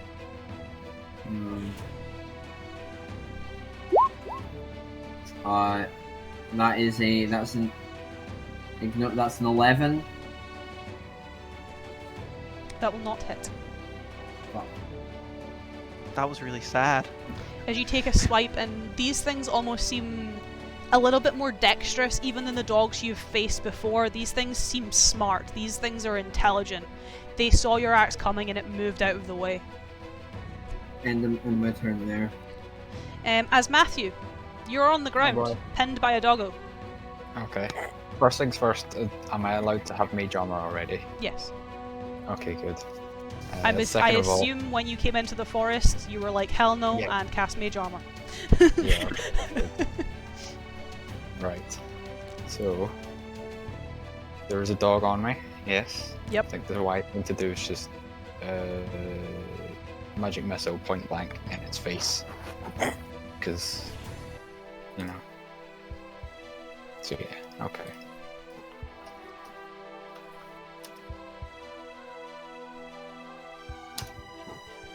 Ah, there we go. Oh, That's some nice damage. Yeah. Four. That is some nice damage. Can you give me a strength save with advantage? Okay. 20, H1 plus 1. 12. Cool. You still beat it. As your magic missile kind of stuns it, it stumbles, kind of releasing itself from you, and you just almost manage to boot it and kick it off. Nice. As you are no longer prone. But there's now a very angry doggo in front of you. Several more of the dogs attack. First, an attack made against Eidolon, Hello. which will miss on a 13. Yes, that will miss. Second, seeing that you're up and it attempted to attack you anyway, as well as the friend that was, well, now not very happy with the magic missile in its face, 2 of them are going to attempt to hit you, Matthew. Oh boy. Can I shield? I'll wait, but I will. I have shield. I will. Wait till you see if it hits or not. Yes. So you've got a 9 and a 10. Okay, I don't need to shield. I'm good. I'm fine. What is your AC? 13 with the mage armor. With major. So yeah, you're fine. As they both try and bite you, they both try and attack you, though your magical shield is a bit more, I suppose, effective this turn. As does a 19 hit you, Ewan? yes. As another one comes from the bushes and bites you, hoping to almost bring down the bigger target. As you take 7 damage. Damn. I took more damage from that than I did from its mate's fucking crit. and I need you to make me the con save again. You little bitch boy, you little bitch boy. A little bitch boy. Well, the previous one was a little bitch boy. 1d20 plus 4. 18. You're fine. Again, this, whatever appears to be infecting these dogs, whatever they seem to be plagued with, doesn't really seem to be affecting you. But their attacks are starting to hurt more than anything else. Oh, Craig, I didn't put you on initiative. I got a Sorry. 6. You did, yeah, you're literally down here, but I just realised I've not actually got your name on initiative, but it is now your turn. Alright, who looks like they're struggling the most, Ranagash or Wolfrook? On a scale of 1 to health, boys, how would you look? Well, it's both health or not, because I know Wolfrook is competent in combat and Ranagash is a little bit more, in terms of magically actual combat, I would probably say Ranagash is probably looking a little bit more swamped, in the sense of Wolfric is an able combatant, he is a bit more armoured, and despite the wolves attacking them, he seems to be dealing with them with slightly less difficulty, shall we say, than Ranagash. Alright, I turn to Wolfric, just take the sword off my back first. Wolfric, you okay? Aye. Help Ranagash. Is there a wolf on me currently? There was one who attempted to attack you, yes. If I moved, would I take an attack of opportunity? You would take one, yes. Guys, should I just take it or should I say fuck it and not let it like have the chance in the first place? Just, 'Cause I could just take it because my AC is high. do what you feel is best. I am confident enough in my AC that I am just going to turn back to it, and then run over to Ranagash. Yeah, run over to Ranagash. Cool. So I'll take an attack. 21. Probably gonna regret that. I should have just disengaged. 5 damage and a con save for me, please. I should have disengaged. Overconfidence is a slow and insidious killer. Yeah, I get that now. 19 on the con save at least. Cool, you're fine, as I hit my mic. So more just Eidolon would start running. I imagine it just goes for his arm. More just bites into his arm. He more just lifts it up for a second, shakes it off back onto the ground, and runs over to Ranagash. Are either of the wolves already injured? One looks slightly toasty from a magic missile. I'll probably just double down on that one in that case. Cool. If that sounds good. Give me some attacks. So I'll just punch it. I'll attack it with the sword, and then I'll give it a good old punch because I can do that. Cool. Cool. So does a 22 hit? Yep. Oof. So more just running up, taking the sword in both hands for a second, cleaving down the way. So 3. It takes 11 damage. Cool. More just take it down, slash back up again, and then when it's actually the sword is back in the air, take the left hand off it, and then just elbow it down. It's dead. It's already dead? Yeah. Nice. Cool. Don't have to do that. More just slash down, carving its face in half. And then taking another step forward, taking the left hand off the blade, and then just walking up to the other wolf rather casually, and then just punching it. I got too hasty there. I thought I wouldn't have killed it. Non-nat 20. That'll hit. That's 6 damage. Which is this one. Cool. As since we're fighting wolves and Eidolon's getting a little bit of a flashback, he would turn around and just make direct eye contact with Marcusar before turning back to the wolf. It's more just that second of just a dead stare towards him before turning to the wolf in front of him and readying to... Well, I can't like do anything about it, but it's more the sentiment of I would attempt to dodge or something. But I guess More than I'd say to Eidolon, it is like, I see what I can understand, but cheers of she. Go ahead. I mean, I think it is your turn, Paul. It is, yeah. It is your turn, Paul. Okay, what's in my direct vicinity? And like, is that one attack me? Is he right in front of me? Yeah, so he's your closest. Okay, I would like to use poison spray on him. As my brain goes, I don't think I've ever used that spell before. I think it's a con save? That's kind of my assumption. Con save or You D12? extend your hand towards the creature. You see, the creature must succeed a con save or take 1d12 poison damage. Because like it's not a half or it's not like a half or full damage. It's just full damage or Yeah, it's nothing. just But full it's damage or D12 nothing. for that reason. Yeah, Because D12 is a lot of damage. Yeah. Can you boys see? Oh, that's unfortunate. Fudge the dice. No. I can't, I showed the camera now. Yeah. Oops. I guess. As your poisonous ichor seems to have no effect on these dogs. Can I use my bonus action to like use my axe and just cut it across the face? You can do, though it is an offhand attack, so no proficiency bonus. Yes, what is actually? So it's just. I haven't used my axe yet. I don't even know. Are you proficient in your axe? Just out of curiosity. Can't remember. What are my proficiencies? Oh gosh. Don't believe so. Paul is a baby to D&D. I'll give a quick look to druids and see if they give you proficiency in simple weapons, because that's what your axe would be. They give you a collection of weaponry. They do not give you proficiency in standard simple weapons. To which case, no, he does not have proficiency in hand axes in general anyway. So it's just with your strength, Paul. It's a 10 hit. Nope, that does not hit. Okay, I make a feeble attempt to cut its face with my axe. Don't you have a +2 to strength, Paul? I do have a +2 to strength. So it should be 12. Which would hit. No, but wait, did you not say it was? No, so you don't add your proficiency bonus to your attack roll. You add just your strength. So it's an offhand attack. So you still add your modifier, but you're not proficient in offhand attacks. I so heard. You just add. I heard don't add your proficiency bonus as don't add your bonuses. No. So yeah, it's remember 12. You have 2 bonuses whenever you roll a dice. You just don't add your proficiency bonus. Call me out in the comments for not knowing how to play D&D. So yeah, if you roll me some damage, because a 12 will hit.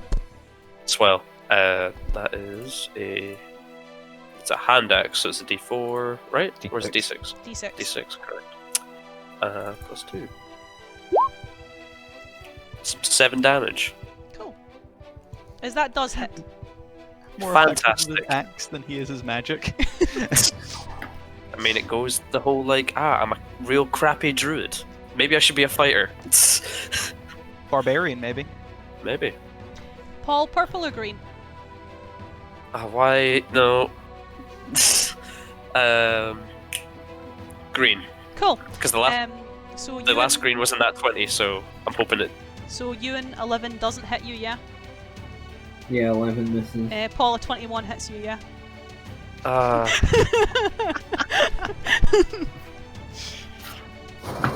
Yes. Ewan, you seem to be fighting off these dogs with some ease. They are a little bit more agile than you're used to, but you're getting used to their fighting style. You're managing to mirror their movements, and you're managing to keep them off you pretty effectively. Paul, you just smacked one in the face with your axe, and it's not happy. It's gonna bite you now. Mm-hmm. Yeah, you take 3 damage, and I need a Constitution saving throw. Okay, I'll just do the con save. You pass, so you're not poisoned, but yeah, you take 3 damage, and it's a bit of an Good alley. stuff. So yeah, Ewan, it is your go, as a wolf has just missed you. Although now there's 2 on you technically. These 2 have attempted to attack you. I'm gonna attempt to attack one with my axe. Give me an attack roll. That will hit. Let's go. Let's go. I can re-roll 1s and 2s with great weapon fighting. That's better. Ooh, So that's a 12. spicy. That's a 12 instead. Some nice damage. As cries and fighter, as you don't have extra attack yet. Yes. But with my bonus action, Is he gonna heal? Gonna do a cheeky Yes. second wind, I get 7 hit points back. as he does a cheeky second wind. And completely undid that last wolf's attack. Now only the crit remains. As Matthew. Right. That's there the are critical roll. No wolves within my immediate vicinity at the moment. No in melee range. You wouldn't have to move very far to get it in melee range. No, as in it's not though. It's That's not. what in I your want. melee- No, it's Okay, not in your then I'll- melee range. I It's will put away my axe because I don't need that now. And then I'll reach back into my rune stones and take them out, and I'll just firebolt the nearest one. Cool. Person is the one. yeah, that it's, Eidolon it's the one by Eidolon. Ranagash is like tough shit, tough talking for someone in firebolt distance. Yeah. It'll be fireball soon enough. There we go, dirty 20. Ooh. Roll me And some it's a damage. D10. Nope, that's a D20. That's like your 3rd dirty 20 tonight. There we go, natural 10. Nice. This one won't be looking too good. It is not. It's looking very toasty. It's looking very unhappy. It looks very annoyed at Matthew.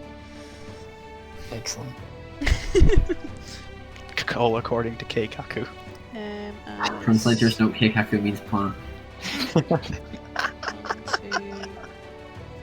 Eidolon, give me an attack of opportunity, as this thing's going to dart past you and attempt to attack Ranagash. Yeah, I can do that. Does I'm assuming a 9 misses. Yeah, it does. But thankfully, I'm assuming a 8 also misses Uran. Yes. To which case, 2 of the dogs, the original one that was attacking Eidolon and one of the other ones that was attacking you, any Wolfric, they attempt to attack you. One of them misses, however, one of them will hit on an 18. Yep. You take 6 damage, and again, I need the Constitution saving throw. God, these things really want us to fail this. Yeah. It happens every time they attack.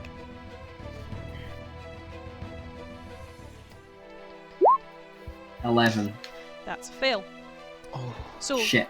for your own notes, Ewan, you are now considered to be poisoned until this disease is cured, and for every 24 hours you'll need to repeat the saving throw, or you'll take a certain amount of damage and your max health will be reduced by that amount. what does poison give a disadvantage on again? Let me get the book and I'll let you know, because this will affect Ewan more than it will affect Matthew. Pretty sure it's attack rolls and ability checks. So, whilst you are poisoned, you have disadvantage on attack rolls and ability checks. Well done, Craig. It doesn't really make much of a difference for Matthew at the moment, because it doesn't affect your magic, but it does affect Ewan, obviously, as Ewan now, by standard, your attacks will have disadvantage.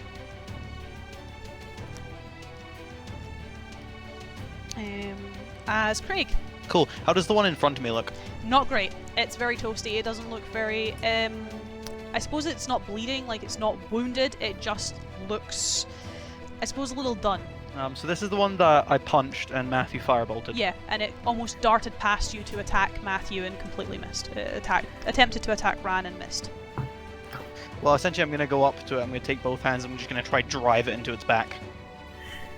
Give me an Would this attack be roll. considered flanking or nah? No, not really. It knows you're there. I'm assuming an 8 misses. It does miss, yes.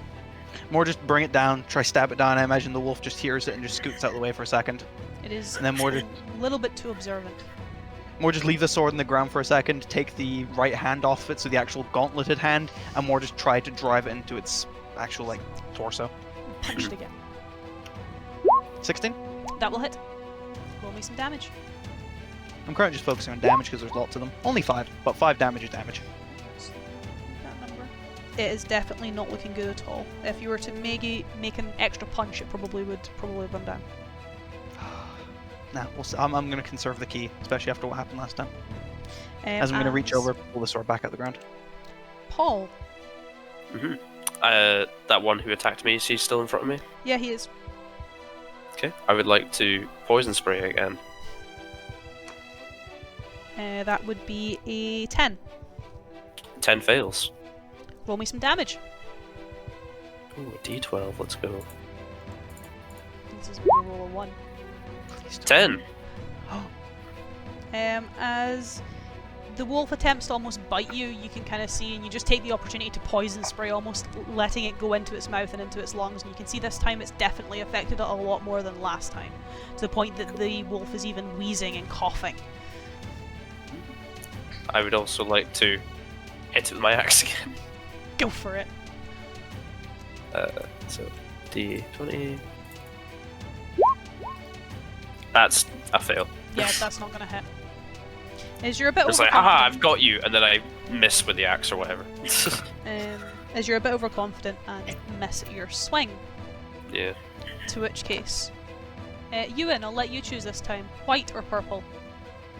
White. Cool. Marksar, a 9 misses you, yes? Yes. And Ewan, a 20 non-nat will hit you, yes? Yes. Never choose white.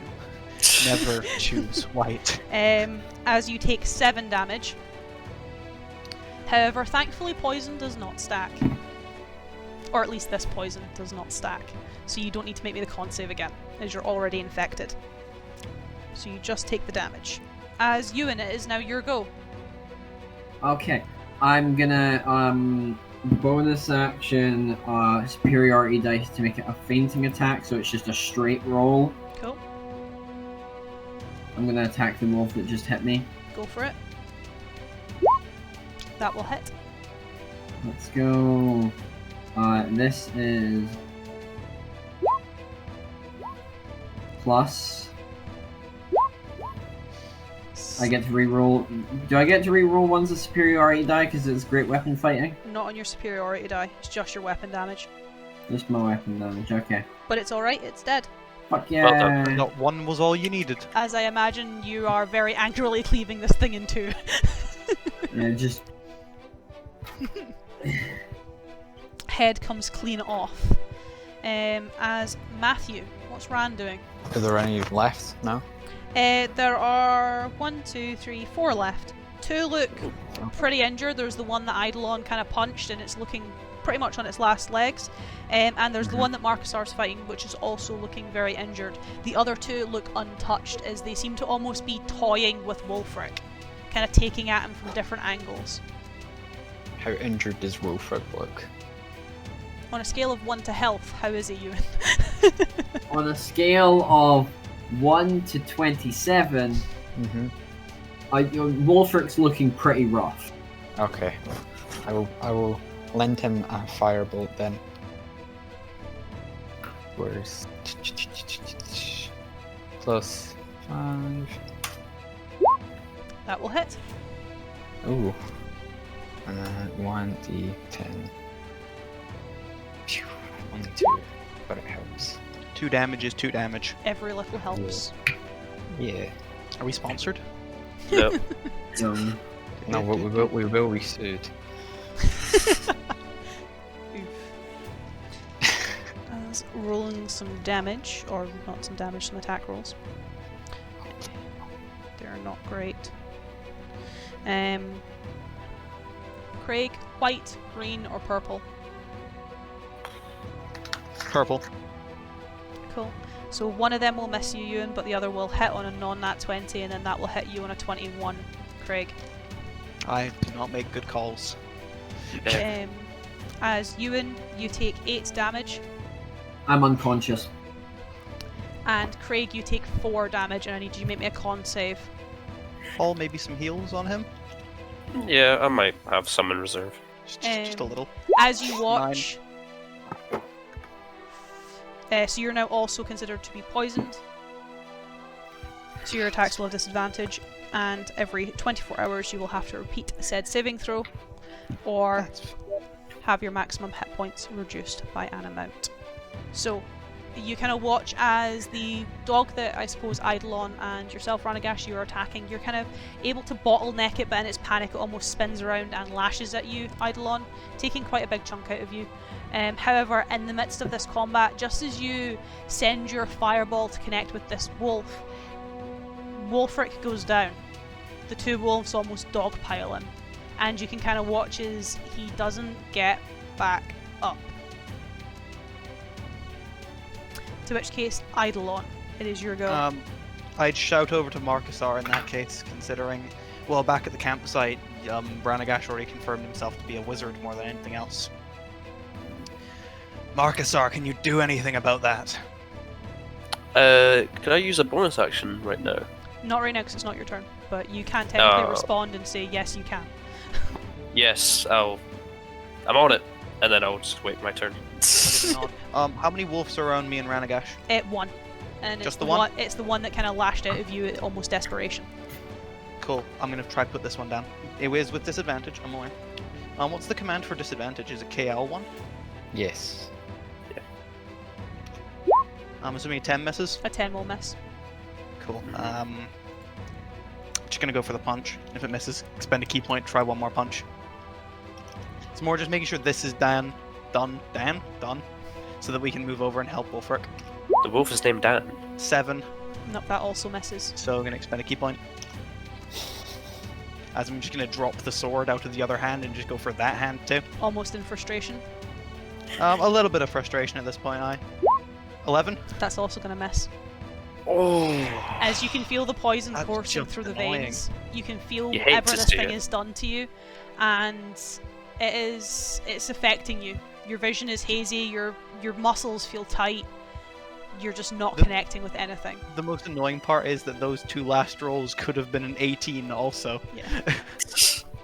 Absolutely fine. As Paul, it's Marcusar's go. Okay. Bonus action. I'd like to heal.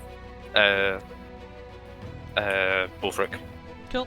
With healing word. Healing word. So, what spell slots do you currently have access to in terms of level, Paul? First and second. I'm going to cast it at first level. Because technically, if you wanted, you could upcast it.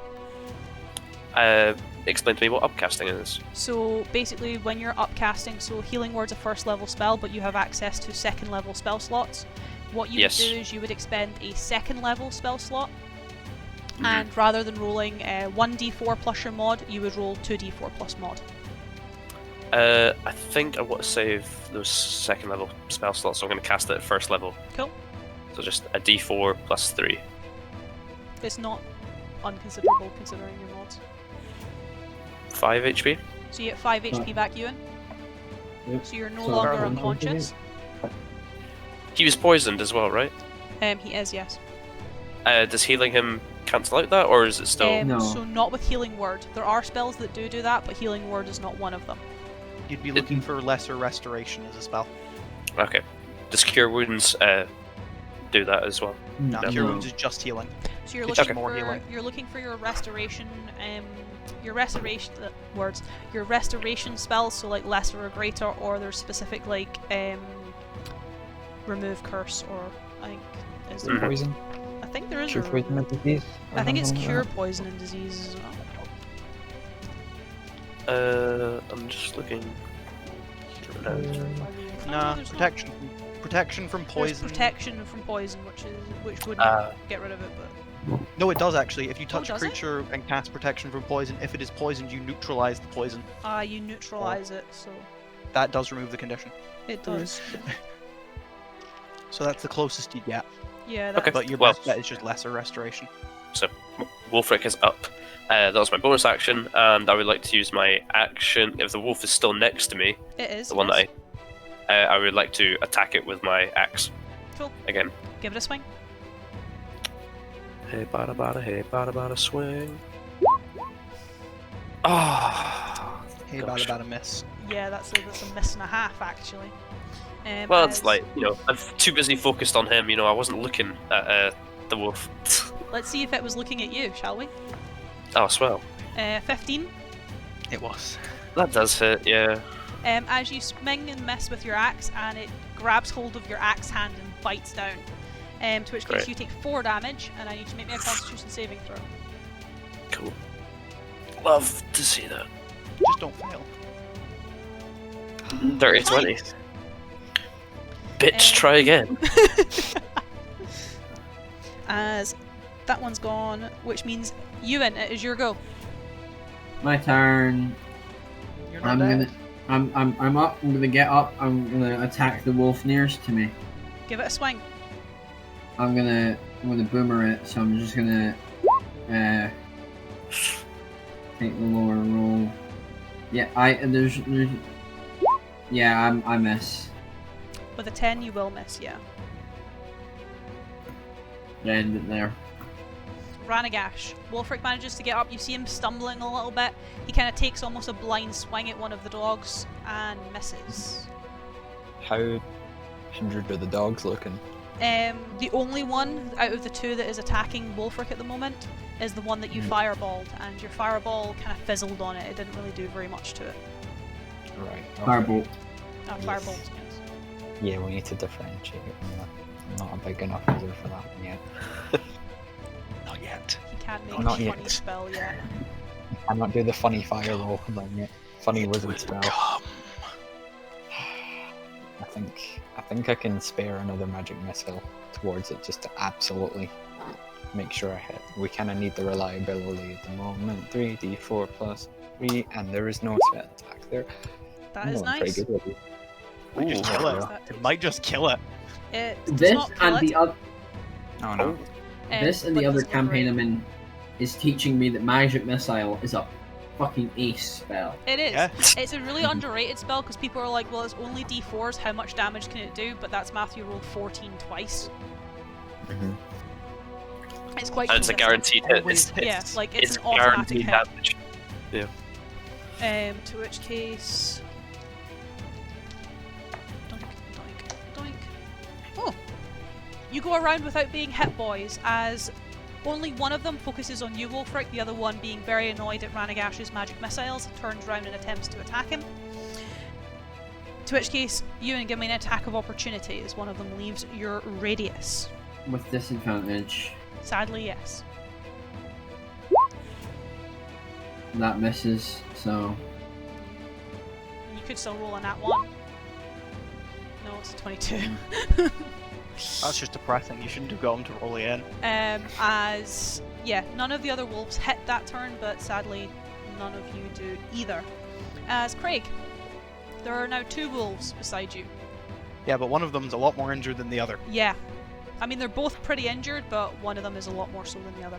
Craig, there are 2 wolves beside you. One of them wants to kill you. The other one wants to kill you. You might be fucked.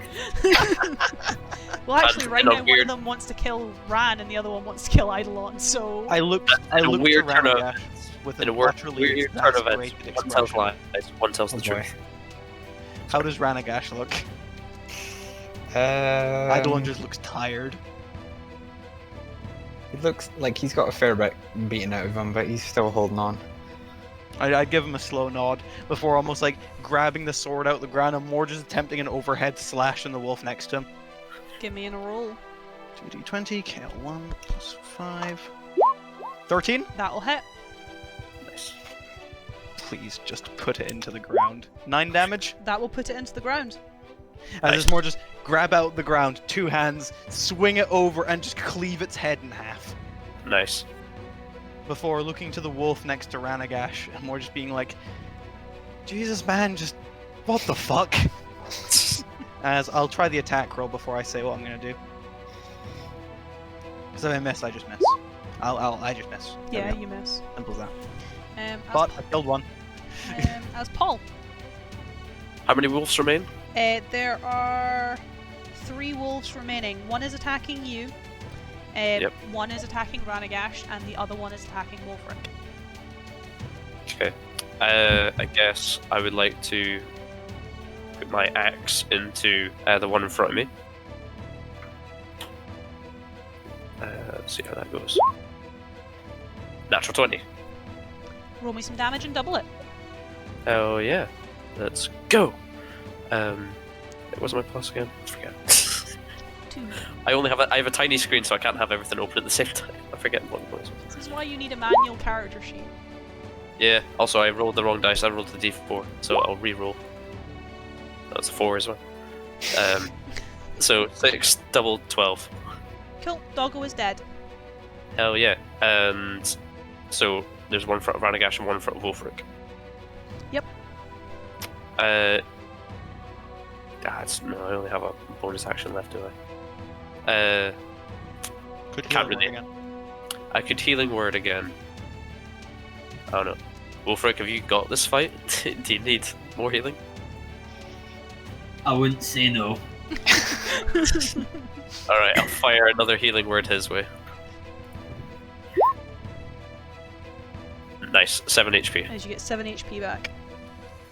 And that ends my turn. To which case, Ewan. There is one dog attacking you. Make an attack with disadvantage. Hey. Nice! 2 dirty 20s. The old man still got it. As you finally swing and hit. Sadly not dead, but not a inconsiderable amount of damage dealt to a wolf. As Fran, there is a dog staring you down. Is it within 5 feet? Yeah. Oh boy. This could be interesting. It's a ranged attack, so I have disadvantage. I have disadvantage on 5 feet. And then if I want to swing the axe, I have disadvantage anyway because of the poison. So it's like, do I wanna fire or do I wanna miss? I think Funny magic missile. do I want to use? I don't have a massive amount of spell slots left. How injured is it looking? It's looking. It's looking not great. If you were to hit and roll substantial damage, you would probably kill it. But that's a lot of. It's a lot of probability in that. The big if. Okay, we're getting there. I think I can spare my last first level spell slot. It's 3d4 plus 3. Cool. Oh, It did. there we go. Nice. Save myself As the- there's now only one left. One wolf remaining. As it will attack Wolfric on an 18. Hits. Let's hope he doesn't go back down. It's only 4 damage though. That's fine. So I did need to heal him. The healing was definitely appreciated, as that would have dropped you to 1. Yeah. As Eidolon, there's only 1 left, and Wolfric, you know, you've seen him fight. He is taken quite a lot with relative ease. The man looks like he's struggling. Is this wolf entirely focused on Wolfric right now? At this point in time, you would assume so, yes. Though these things seem a lot smarter than your average dogs. Then I am just going to approach it, rather casually, and then just attempt to slash it in the back. Give me an attack roll. With disadvantage, eh? Yeah. That's 18. That will hit. Roll me some damage. 5 damage. It's still up. How does it look, though, by that? You reckon your punches probably wouldn't kill it. You would need something stronger. I can still punch it, though. You can still punch it, yeah, which would make it easier for someone else to Nothing. kill Doesn't stop me from punching it. it. It just means your punch wouldn't kill it. It's a nat 1, though. Ah, yeah, you don't punch it at all. That's You fine by me. Don't punch Wolfric or anything, but yeah, you're almost brought to a knee by the poison. It's just, it feels wrong. It feels awful. It feels like your body's at war at the moment. Yeah, I can put that together. As Paul, 1 dog left. Eidolon looks like poison he's spray. struggling. Wolfric looks like he's Poison struggling. spray. That would be a 11. That is a fail. Cool. Roll me some damage. A d12. Ooh, love it. Love to see it. That is nice to see. That is very nice to see. As you do kill it, Shit's pretty poggers. and there's none of these dogs left. There is none of these wolves left at the cave entrance. Though Wolfric is nearly on his knees, Eidolon is already on his knees, and you're not looking in the best shape, standing outside of this cave mouth. Well, I'm glad that's over. I am in tremendous amounts of pain. Hey, you did call yourself an old man at least. There's a difference between senility and feeling like whatever you're about to shit will be pure liquid. Cheers, I'll tell you that, bro. Okay. What do you guys do? I believe. Ranagash, do you have any way to neutralize poisons? Sadly, I do not. I can Well, that's- produce poison. I feel we don't Nah. need any more of it. That's not helpful. I feel a short break at the cave mouth is our only best option. We shouldn't risk sleeping here. Yep. Just try get yourselves together. Short rest. Cool, That's so what I'm you doing. take a short rest. So you boys can expend your hit die to... I'm rolling all of my hit die. I am with you in here. It's my okay. I'm back to full. Oh, nice. Actually, if I just... No, I'm not gonna fucking risk it. I'm not an idiot. How many spell slots can you get back on a short rest? None, if you're not a wizard. None. So druids don't get any back on a short rest. I'm literally just checking for Matthew. Yeah. Matthew, you do have your arcane recovery. So if you want, you can recover an amount of spell slots equal to your level, which is 3. Doesn't key come back on a short rest? Too? Yes, it does. It does, yes, as well. Which means you have your key. Yo! I should have been using key more. It's- I love being a short rest class. I get everything back. Do you get your Ooh, second win back? okay. Yeah. That is far too much hit points back, but I'll take them all anyway. I'm back to full health. Yeah, as you take a small rest outside the cave mouth, do you want to do anything on your rest? I suppose Marcusar would like to perhaps examine the wolves in any sort of way. Like, are they completely like a creation of something else, or is it like someone has corrupted what was an original wolf or something like that? Give me an investigation or a nature check, whichever you are higher in. I'm assuming it's nature. Yes, you would be correct. So let's go for a nature roll. An 18. Nice. So these things are completely natural, or at least the dogs are. These are standard wolves. They are relatively smaller than the ones you guys fought in the field, though they are not outside of a normal pack of wolves. Their coloration's a little bit off, and the skull upon their head is certainly not normal. You can see that the skulls that these things are wearing are fragmented. They are not part of the same, I suppose, originating creature. They are different parts of bone and sinew that have been put together to form the skulls. And the skulls themselves seems to be attached to these dogs through strange black threads. Could I try with my axe to cut the threads? Give me an attack roll. That seems bad. Well, it's to see if you actually hit. Yes. I don't know if I would have added my +2 to that, but you do it normally. okay, fair enough. But yeah, you do hit. You seem to have hit quite true. You seem to have done quite a strong hit. The creature's not moving, so it's a lot easier for you to hit them, but the threads themselves don't seem to cut. It almost takes chips out of the blade of your axe. Fair enough. I guess I would turn to the wizard and be like, the threads on the skulls don't seem to be able to... My axe doesn't seem to be able to break the threads, stitching the skulls to the wolves. Does that mean anything to you? Does it? Give me an arcana. Arcana. Okay. Let's do that. The magic doesn't seem familiar to you, nor does the method.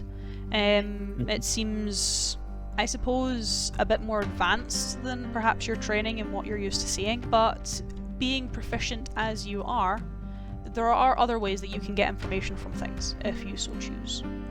Ah, yes. I'm afraid just looking at it doesn't reveal much, but let me try my unique talents, shall we say, and I'll do my thing, I guess. You're gonna boop the doggo?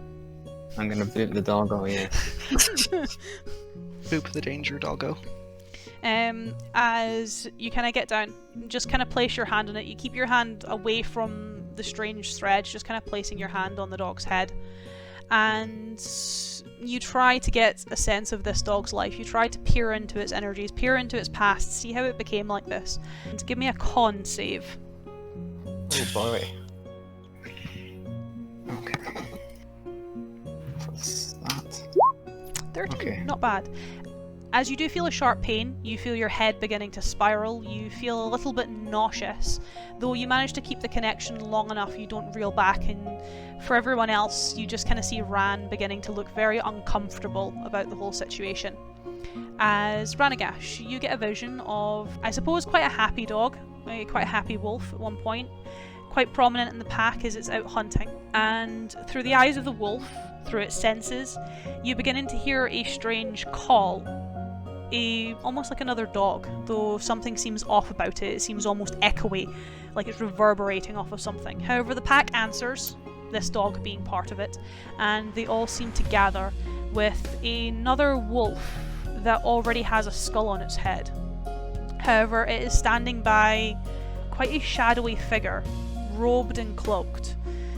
Almost looks like it's missing a face, as the darkness of the hoods just seems to envelop all of its features. It outstretches a hand towards the dogs, and you don't see anything. However, you can feel the dog tense. You can feel it shudder, almost as if its body's seizing up. Like paralysis, but not magical. It's almost like its body's shutting down. The dog is still awake, can still see what's going on, and you watch as the man kind of gestures again, and several more of these skulled creatures appear, more of these wolves, and they begin to drag the new wolves, part of this pack, through the forest and down into the cave that you guys are now standing in front of. Before getting to the base of a cavern, everything goes dark as the wolf's sight disappears, and your vision ends. You mentioned a figure in these woods that was responsible, perhaps, for the kidnapping, if that's the word, yes? I would say that's accurate. It seems similar figure may be involved with what happened to this wolf we see here before us. Is that so? It seems so, yes. So, kinda lifts himself up. We're gonna get heading into that cave? That seems to be where the magic happens, if you like. I was gonna ask before we headed in. Marcusar, you said you're a druid, right? Yes. Well, this is a forest. Do you think potentially there could be some herbs nearby that could help with the poisoning? Couldn't hurt to look. And I'll look. And I look. So give me a survival. Give me a survival check. 12. That's not bad. You do find a collection of herbs. You're not too sure. You assume that the poison is obviously administered through injury, as well, the boys were both injured, and then they got poisoned. So you do manage to collect enough herbs, so to speak, that would perhaps be able to treat one of them. You would have to take more time to be able to find more herbs to treat more of them. Come back to the group. I'm afraid I only have enough herbs for one of you. More gesture towards Wolfric. He seemed the most injured by it. If you're sure. Ranagash, will you be okay? I'm fine. It doesn't seem to affect spellcasting too badly. Then Wolfric, I'll administer the remedy. Right, thank you. Give me 2 seconds just while I find the actual definition. So, Ewan, you are now cured of the poison, and you also regain 2d6 hit points if you are still missing any. I'm not missing any. Cool. Then you are just cured of poison. I mean, when you did your short rest, would you have healed up to his poison state where he has to remove a die or something? No, that's only during a No. long rest. You guys still have Okay. time before you have to make the save again. Okay. No worries. You can always forage for more after we're done down there. As you begin to make your way into this cave, into this cavern. Now, these caves are not lit. There is no light in them. And when you start getting away from the maw of the cave, darkness quickly consumes you to the point where, Ran, you're the only one that can see. Could I produce flame? You can do, yes. Who is leading in the cave? Not me. Not me. I guess Marcusar's maybe not second. I feel like Wolfric should go ahead. He's our hard hitter. Right, I'll head first. Cool. Ewan, I need you to make me a perception check as you're making your way down. You don't have disadvantage, actually. No, you would just be a straight roll for this, because you have light at this point, and you're no longer poisoned, so it's just a straight roll. 8. However, you don't see anything as you guys begin to make your way down this cavern. However, a little while down, when you're very much relying quite heavily on Marcusar's flame, you suddenly feel your foot twinge something, though it's a little bit too late.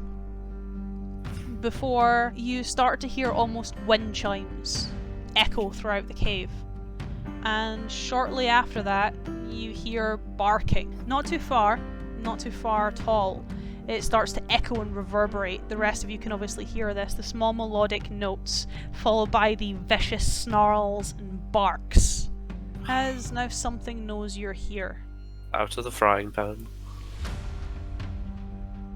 weapon out. Everybody on guard. I'd more get behind the most of them, because Eidolon would know himself to be a lot more useless than the other three in this situation.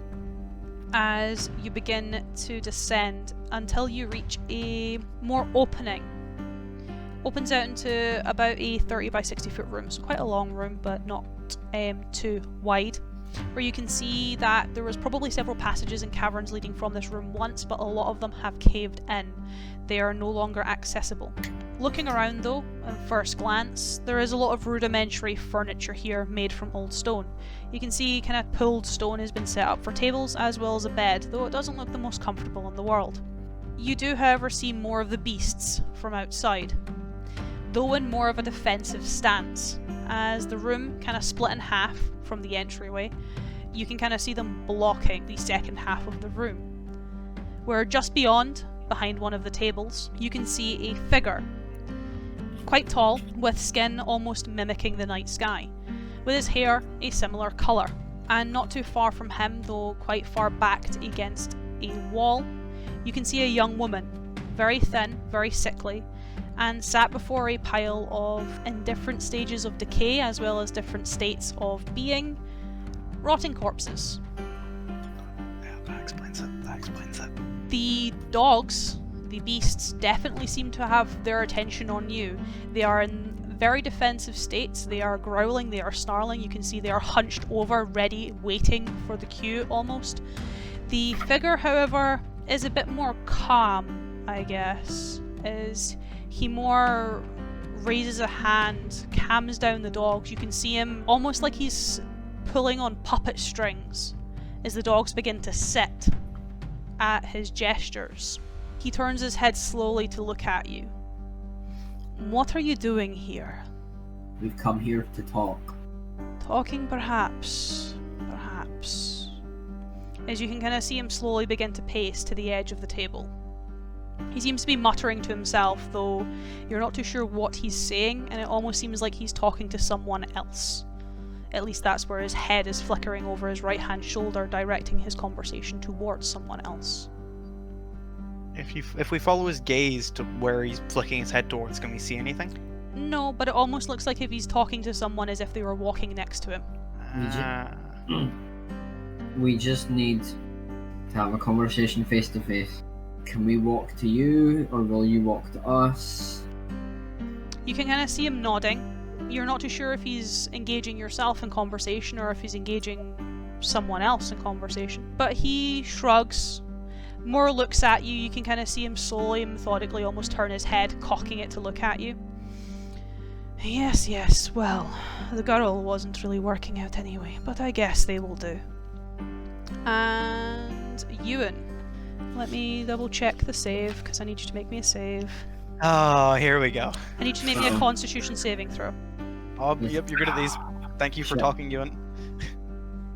You're welcome. Ba-da-da-ba-da-ba. 18. Yes. You are fine, as this is incredibly a sensation you've never experienced before, Ewan, as the three of you will watch as this man, very almost like a conductor in an orchestra, outstretches his hand towards Wulfric.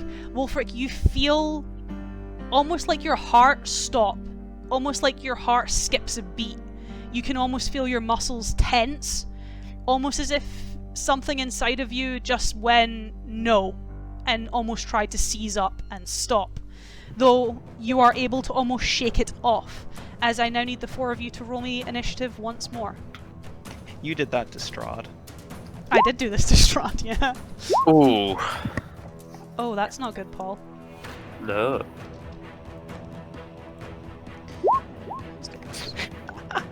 Oh, come on, guys. What is this? Let's go, boys! What is this? Did we both roll in that one, Paul? Yeah, we did, but I don't have a Hey. mod. I do have a mod. I don't have Dex. Alright, You and just you so don't you have guys are aware, I'm probably going to say this on my turn anyway, but since I have disadvantage on all attacks, I'm most likely just going to key point dash, get the girl, and dash back out. That's probably a good idea. Does that sound alright to you guys? Yeah. Because that will increase my Yeah. movement speed to 80. Which is, I think, enough. Wait, okay. Are we like can't remember. Did Ed say that we were like they're kind of surrounded us and they kind of just like no, they're off to the kind side, of like so there's 4 of the beasts kind of standing almost as a blockade, stopping you from getting to the other side of the room, and then he's Okay. behind the table. Also, my jump distance is doubled.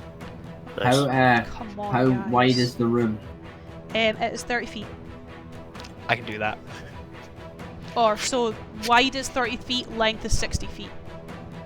Easy. It's fine for your in terms of movement, Eidolon. Matthew, god damn it, guys, you're horrible at this today. I've got a question, not for me, but just out of curiosity. If someone bonus action dashes, can they use their action to dash as well? I've never considered that. No, I think because you've already taken the action. But does anything actually say directly that you can't take the same action twice? Mhm. No, I don't think it says anywhere that there are any unique actions. no. Which means I could technically make my movement speed become 160. In 60. Just. Gotta go fast. However, for this first round of combat, because both you and Paul rolled a 1, you will not be participating in this first round. You'll be participating in the second round, Oh, as you are a bit too, shall we say, distracted with your That's fair. nat ones. Ranagash, have you got fucking any good shit? I'll see what I can do. I like the sound of that. So that would be ordering of you guys walking into the room. Wolfric, Marcusar, Ranagash, Eidolon. Yes? Yep. Cool. So Paul, I'm assuming a 17 hits you, and then Wolfric a 19 will hit you as well. Yes. Yes. Oh, this is Yeah. off to a great start. This is gonna be great. As Paul, you take 8 damage. And I do need a Constitution saving throw from you. And Ewan, you take 5 damage, and I also now need a Constitution saving throw from you because you are no longer Not poisoned. You pass, Paul, so you're all good. let's go. Ewan, you are poisoned again. Fuck's sake. Can't have shit in this house. All that work I put in to heal you. It was good. It was a good ideology. However, these dogs are attempting to pin you. They're almost attempting to bring you down to your knees. As Ewan, it is your go. I'm gonna bonus action to faint, so it's a straight roll. That will hit.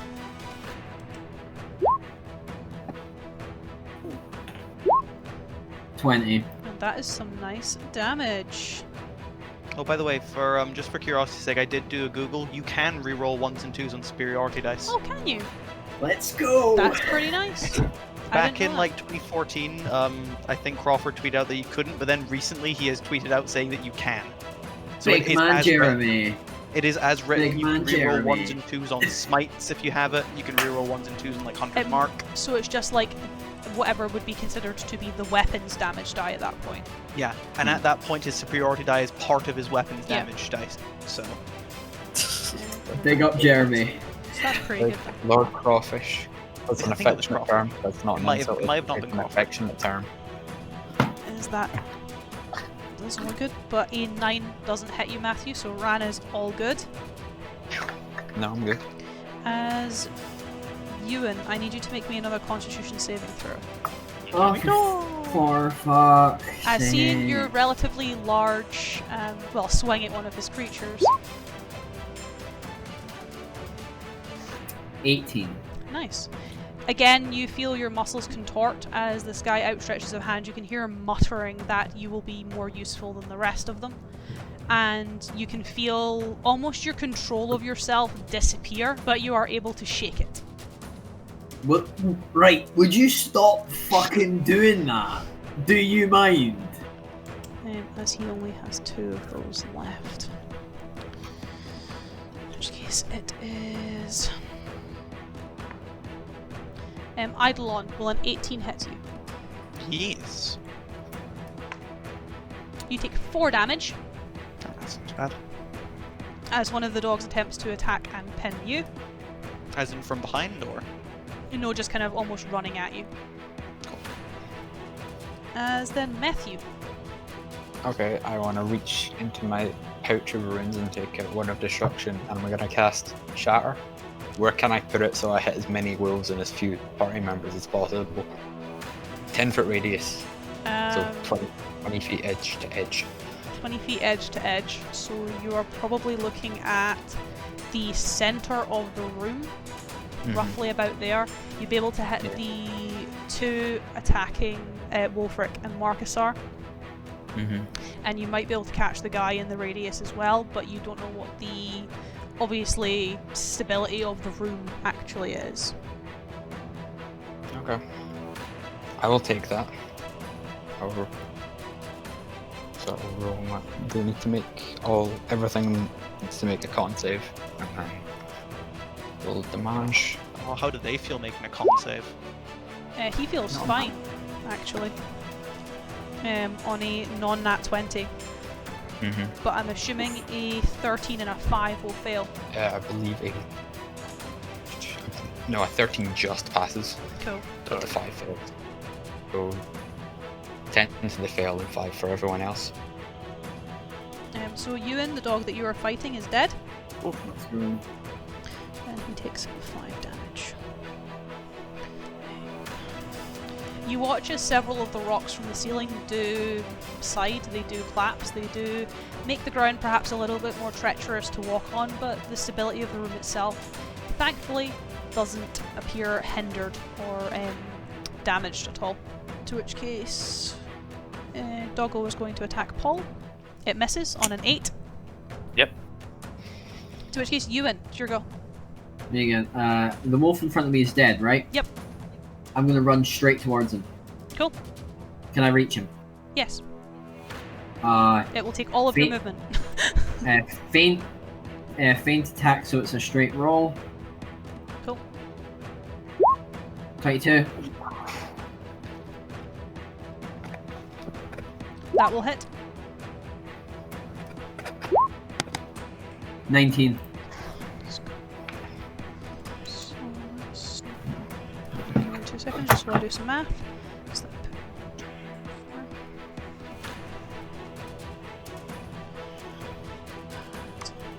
5. So you take 5 damage. Okay.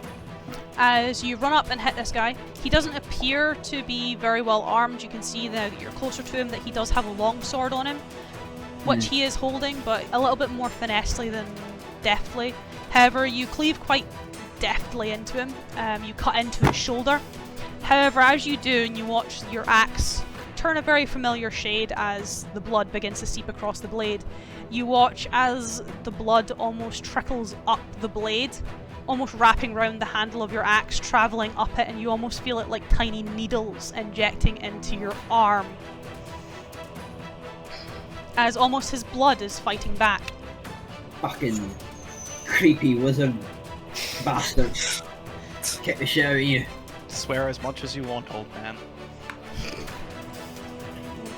Action surge. Ooh! Go for it! Eat shit. Let's go! This Do one it will again. this one will be with advantage or disadvantage, so that misses. Yeah. Yeah, that misses. Great use of action surge. Great use of action surge. 10 out of 10. It was worth it. I don't care, it was worth it. No, Matthew, you're also good, as a dog misses you. Okay. So he has what? 1, so he's used that one, so he can't use that. He has 2 of those left. The DC's the same, so it's kind of like, what would he prefer at this point in time? Grand scheme of things. I feel like I'm bullying Ewan at the same time, though. I'm Here's the our one. aggro thing. I am the aggro thing. I'm also literally right in his face, swinging an axe at his stupid face. That is also true. You'd be able to target me if A, I didn't have a nat 1 on initiative, and B, I wasn't poisoned right now. Can I have a wisdom saving throw from you, Ewan? Okay. I'm worried. This is just a straight D20 roll. You can do it, I believe. Ha! Eat Yes! shit. Eat As shit. both Fall off your your horse. physical endurance and your mental endurance manage to persevere, man literally too angry to be affected. Good shit. However, nope, that's him gone. Can't do anything else because he is a caster. Well, primarily a caster. Doggo. Eidolon, does a 19 hit you? Yep. You take 6 damage I'm just happy I don't have to make a con save anymore. as the dog's attempting to almost bring you down. As Matthew. It is Right. Ranagash's go. How far away is the caster man? From you, he is just over 30 feet at this point. Okay, and are any of the doggos within immediate chomping range? There is one attacking you, or at least attempting to attack you, and then there is Okay. also one attacking Marcusar, and there is also one attacking Eidolon. Okay, I think the one trying to chomp me will take priority, so I'll just... you know what? I'll just magic missile. It's Live been good for you dangerously. so far. Yeah, I'll live dangerously. That's not bad. Yes, can you do anything else? I got no bonus actions and I don't particularly want to move. As Eidolon, finally being able to join into combat, to getting a grip of what's going on around you, what do you do? Considering these wolves have been so far unsuccessful at pinning me in any sort of way, there's just one in front of me. Mhm. I am instead going to look across, more just measure the sword in my hand for a second, more just give a shake of the head. He's like, nah, like that didn't go well outside, so why would it go better now? Putting it away, instead reaching to his chest and pulling out his dagger. Yep. And I'm going to take my bonus action to dash. Cool. So my movement speed is now 80 feet, and my jump distance is doubled. So I'm literally just going to get a head start and jump over the wolves and the man to get to the woman. That functional? Give me an acrobatics. Because you need to make Oh. 2 jumps, so give me acrobatics for your first jump. Remember, Just a this is only- question. Just a question. Since my jump distance is already doubled, would I have to make an acrobatics? Considering it's in the feature that it's doubled. It's more just to see how deftly you do it. I'm not intending on doing it deftly as I'm already poisoned, but sure. That's fair. Like, I already know this is not going to look eloquent. It's more It's- that it it- happens. It's more because you're poisoned, like if you roll like a 1 for example, obviously you'll stumble, It's but a 15. you're fine. Do you need a second one too? Yeah, you manage to get over the dogs without issue. They try and bark, bite, but the second It's a one, 9, but it's not a 1. the second one isn't great. You kind of stumble on your dismount, almost falling over. Getting back might be an issue, but you are at the other side of the room. Is the girl conscious? She seems lucid. Is she alive? Yes. What's holding her up? Her own weight. Oh, so I could just pick her up. Yeah. Like, is she not chained to the wall or anything? Mm-mm. Oh shit! I had that down wrong. Never mind. So she's essentially just slumped at the back of the room. Yeah, she kind of looks very sick. She looks kind of gaunt. Does there appear to be anything afflicting her at the moment, or You could use your action to give me a medicine check. nah, not worth it? No. Instead, I'll use what would be my action to pick her up, and I will attempt to get back to the other side of the room, unless I don't have the movement for it. I'm looking at you for this. So you bonus action dashed, So I'm currently at a maximum of 80 feet of movement. which means you could, but you would take an attack of opportunity from the man fighting Wolfric, as you obviously wouldn't be able to bypass him enough, given the debris, and you obviously wouldn't be able to jump with her. So, like, where I'm currently standing, would I be able to move anywhere so that I'd be more out of the way of the wolves and the men? So basically he's currently your only blockade, and the dogs will have to go past Wolfric to get to you. Okay. You're kind of in the back corner where the kind of debris and the tables have kind of been set up, obviously in his more workspace, leaving the narrow corridor, meaning that you'd have to go past him. You could climb over the tables and stuff on the other side, which would obviously put you out of his range, but at the same time it would be a lot more difficult in your current state and whilst carrying this young woman, as she's not heavy but she's an obstacle. For now, then, I will more just stand ready. I won't move. I won't move just yet. I'll wait until I see what happens between Wolfric and the man. As I'll more just stand ready with her now hoisted on my shoulder. Cool. To which case, Paul.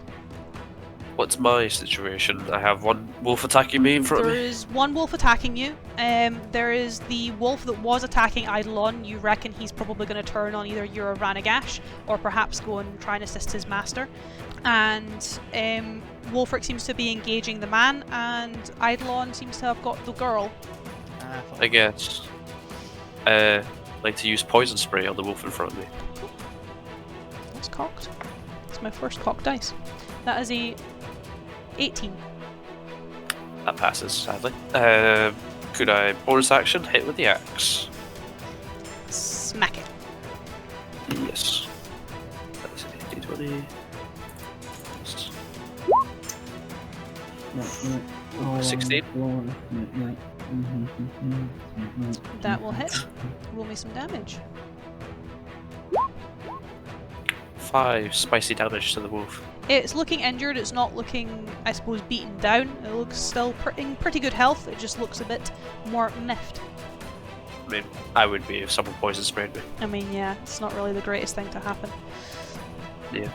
It's now going to attack you. Sick. It misses. Swell. Ha! I laugh in his face. At least I assume it misses on a 12. Oh, why'd you do me like that? I just had a sudden thought as I looked at the dice. It hits. So your That AC, ha turns to an ah. so your AC is 11. Yeah. Sorry. Yeah, I'm not a strong boy. You only take 4 damage though, Only 4. I'm only down to like 10 HP. That's but cool. I do need a con save as well. Oh, down to 12, sorry. I've been doing well with the con saves and I've just jinxed it. Yeah, you have. 13. That passes. Let's go! You're literally dancing with death at this point. As Ewan, it's you and this guy. Alright, I'm gonna feint attack once more, make it a straight roll. 23. That will hit. Nice. 16. That is some spicy damage. How does this man look? He doesn't look great. End my turn there. As you will take 5 damage. Of course I do. As his blood attacks you. Well, you got like an infection there, lad. Your blood's a bit spicy. Spicy blood. That's the blood. It's certainly an interesting way to describe it.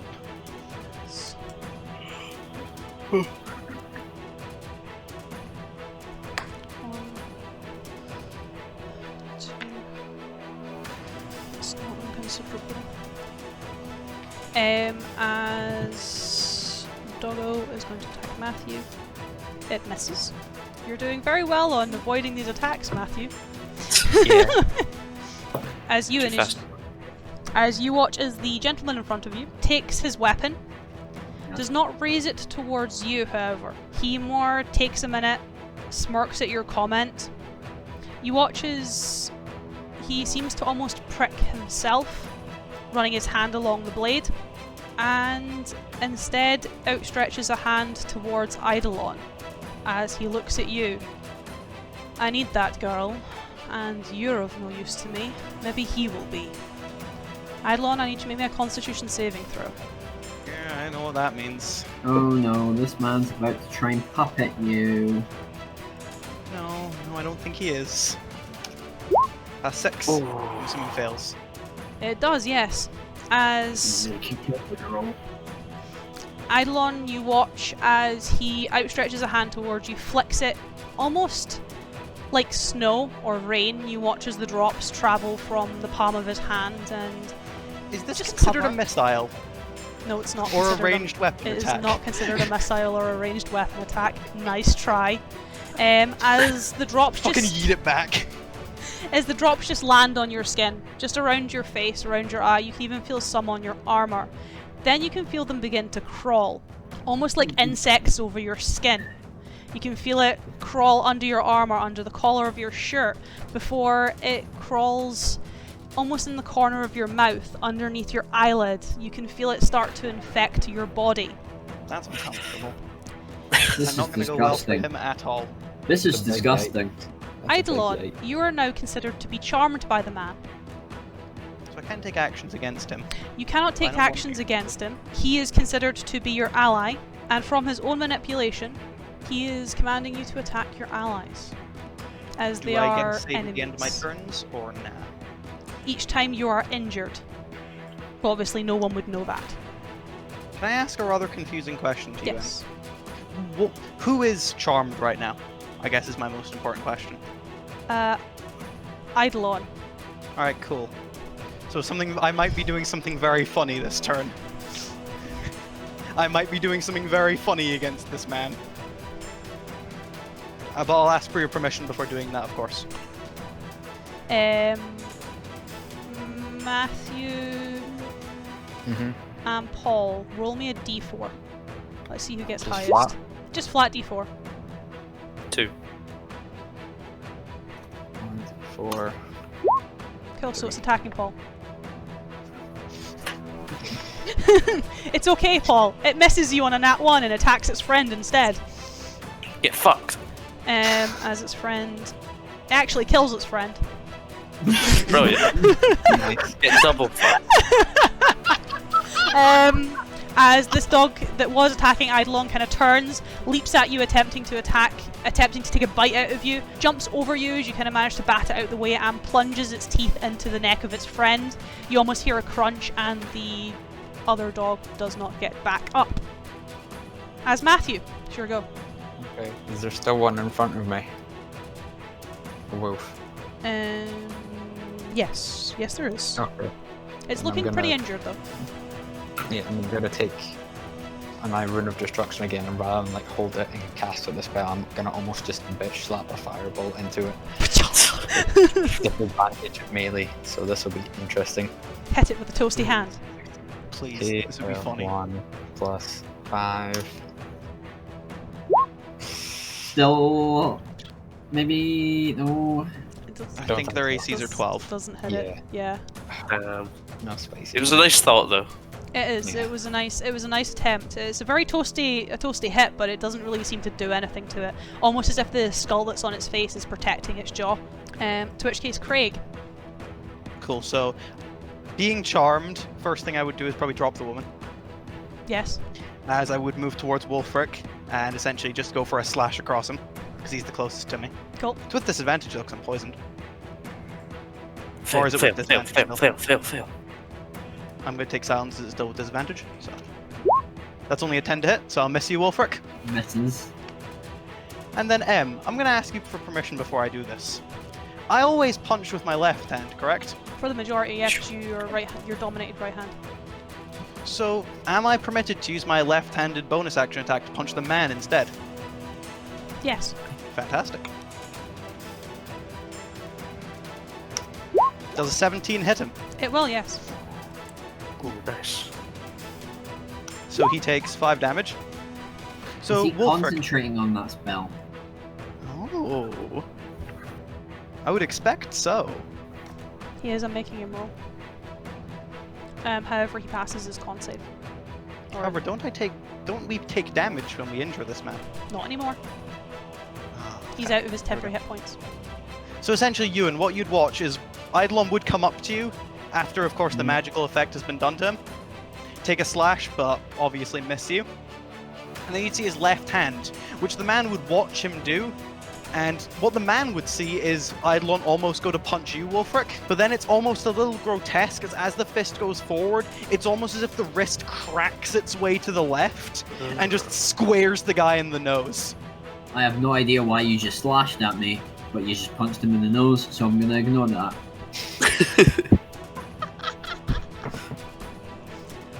To which case, Paul, sure go.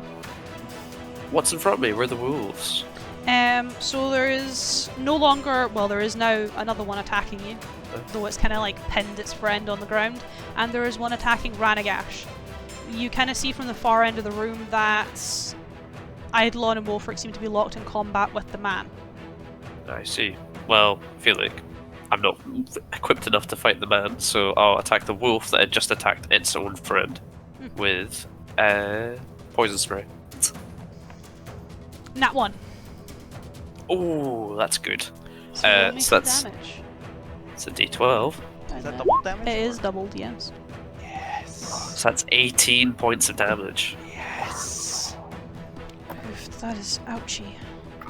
Ewan, just kill this man on your turn. It is still alive, Execute. however. Bonus action, my hand axe. Give it a hit. Give it a smack. Are you poisoned? I'm not poisoned, that's a 9, but I'm guessing that's a pass.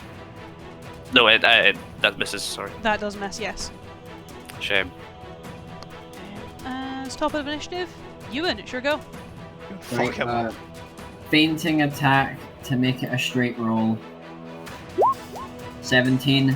Fuck him up. That will hit. Yes! Yes! 7 plus 11. Cool. Did you get your action surge back or no? I did. I used it and I missed. Yeah. Remember? Oh yeah, fuck. Is Going. Doggo. Doggo misses you again, Matthew. I've not rolled above a 4 to hit you. Is Ranagash like Mike Tyson or something? He's just like, Above a 4. I've saved this one spell slot for shield, but apparently I'm never gonna need it. it's that bloody mage armor. I think we all go through. A session of not getting hit. Because mine was like the first session, and some of the second session. So Ewan, We'll all get our turn. this gentleman, assuming Eidolon's attack upon him was more of a fluke than anything else, the gentleman removes, I suppose, his casting. You see him more take hold of his weapon. Quite a fine swordsman, at least by his stance. So he's going to take a slash at you. To which case, nat 20 Ewan might go down. That hit. doesn't owie. Doesn't owie. 22 damage. I'm unconscious. Again.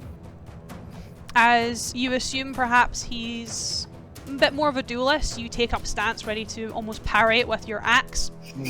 And little too late, you see him smirk, you see the smile in the corner of his eye as he goes for a low blow instead of a high blow, taking it straight under your armor through the split in your mail, and you just feel it in your side. Fuck you. As Ran and Marcusar, you would see Wolfric go down. Eidolon seemingly unfazed. To which case, the doggo you attempted to hit with your axe, Paul, it attempts to attack you. It misses with a 7. Bitch. As Matthew, it is now your go. How's the gentleman with the sword looking? He's looking rough. He's not looking great. Okay. Okay. I'm tempted to do a very risky thing. Ooh. Could you second level magic missile him? That's exactly what I was gonna do, yes. That's not risky, that's a very good idea. That's a Just turn pog my move. attention from the wolf and just run at him, and yeah, so 4d4 plus 4. D4. He is not allowed a he's not allowed a save. This No. happens. 15. Not bad. That is some spicy damage. This session has taught me to really appreciate magic missile. Yes. He's not dead, but he's on the funny number. Wait, what? No, there's only one funny number I can think of. There's only Yeah, one but that's funny way number, too high. I was Yeah, that's asleep. way too high. Yeah, Yeah, that doesn't sound right. Considering Wolfric's already unconscious, most of us are still poisoned, there's still wolves left. So this guy is definitely not looking good at all. No, there must be another funny number. Maybe he's just on 1 hit point. Maybe he's on 420. To which Yeah, case, Craig, it's your Those go. are my sessions, not M's sessions. Those are mine. So what am I more inclined to do right now?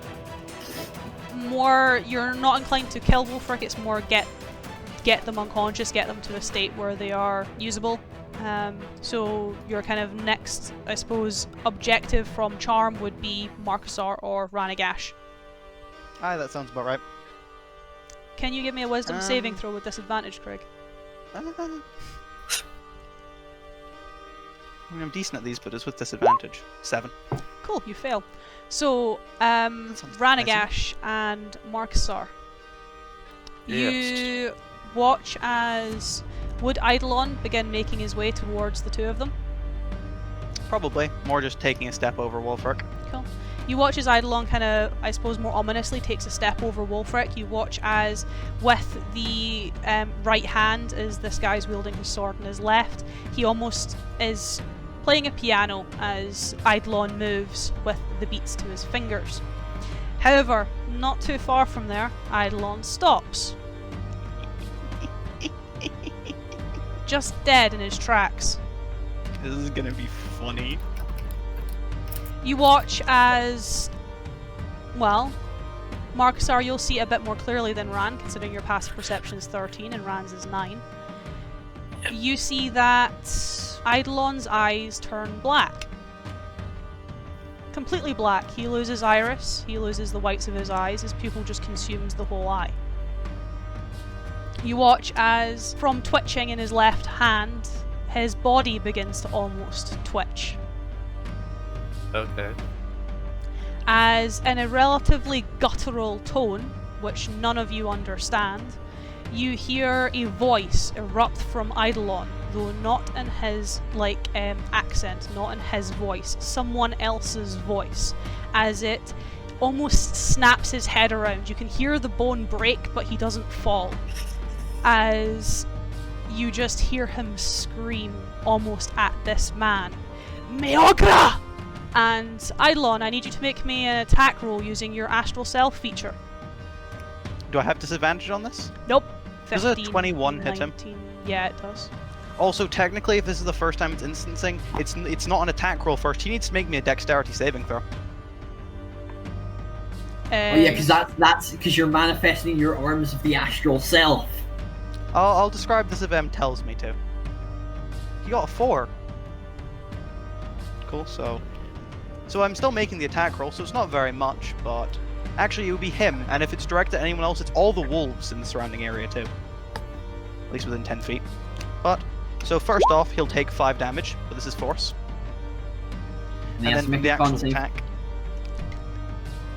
He's dead? Oh, he's dead. Do it. Oh, What's do the it. funny number? What was the funny number? Was it 1? He was on 1 health. He was on 1. Oh, it's like, Do I no way this describe dude's what on that looks like, 69 Em, or- health. Do I need to describe what that looks like or nah? Mm-hmm. Cool. Fully? Yes? Cool, so essentially, as Eidolon has been turned around by this seemingly innocuous force that's erupted, from the left arm you can almost just hear the chain of a buckle being undone.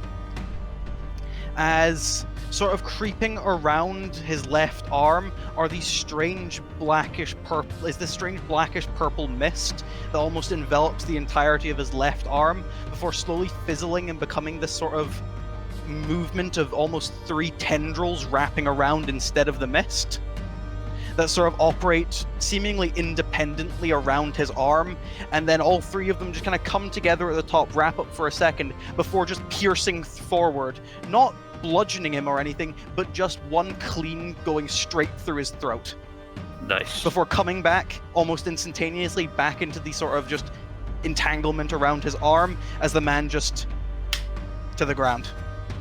That'll do it. Now, does Eidolon have any other actions he may take? I'm not charmed anymore because the man's fucking dead. You are, yeah. As Eidolon, you come back to yourself. Kind of. More considering what's the point, do the wolves still look ready to fight? Yes, they do. They're almost pre-programmed to, though both are looking very injured.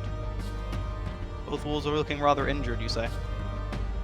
Cool, so that was literally just my bonus action to do that, which means I still have my action. More just looking at it, looking up, Markstar and Ranagash can already see this. Yeah. There's no point concealing it at that point, more just, well, okay. As he'd walk on over to probably one of the more injured wolves. Would I still have disadvantage on attacks with this or not? With your... You said before I wouldn't, so, and I wouldn't. As I'd go over, I use my wisdom for this, which is kind of neat. I'll just go over, take the sort of mass, and essentially just try drag it across the wolf. Cool. Should I just attempt to knock it to the ground with that? No, we'll just try and bludgeon it. Why not? Nope, that's plus 56. Yeah, That's go not plus 56. 19 to hit. That will hit. So that's another 5 damage to the more injured wolf. It's not quite dead. As it's more just this sort of writhing mass just sort of collapses down on top of the wolf, knocking it to the side. To which case, Marcusar, you have a relatively now spooky Eidolon, though he seems a little bit more in control of himself, standing in front of you, beating down the wolf. Do I recognise him as the mask that I saw the other night? No, doesn't really No. look the same.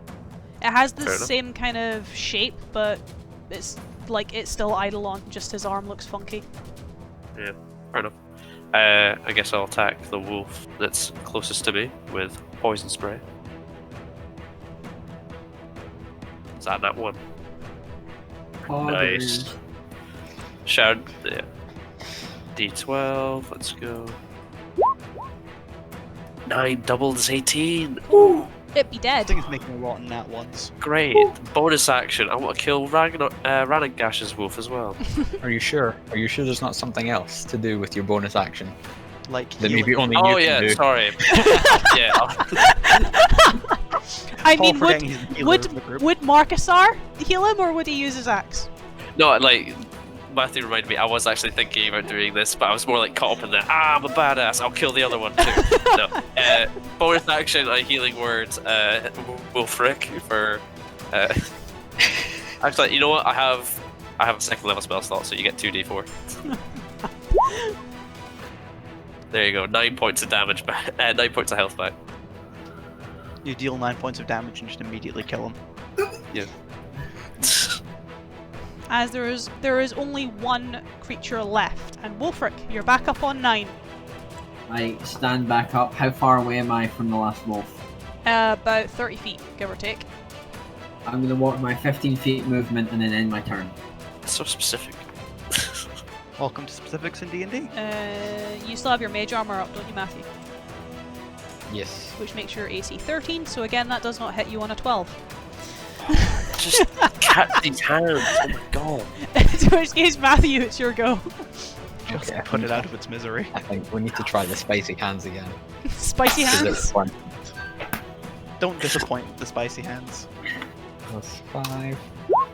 Spicy 14. hands hit. There we go. Finally! Spicy hands. Spicy hands do 3 damage. The wolf's not dead. God, please. Someone put out its misery. My god. Craig. Even like the vegan here is like just kill it. Is it my turn? Yep, sure, go. Yeah, I'm gonna go over and make 3 attacks against it. I don't care how much health it has left, I'm making 3 attacks. Go. So I'll just roll them all. Yeah, Pop, pop, pop. So that's a 15, 21, and a 10. cool, so 2 at the 3 hit. Cool. So How? how alive does it look? Pretty alive. So that's 12 damage. It's not alive anymore.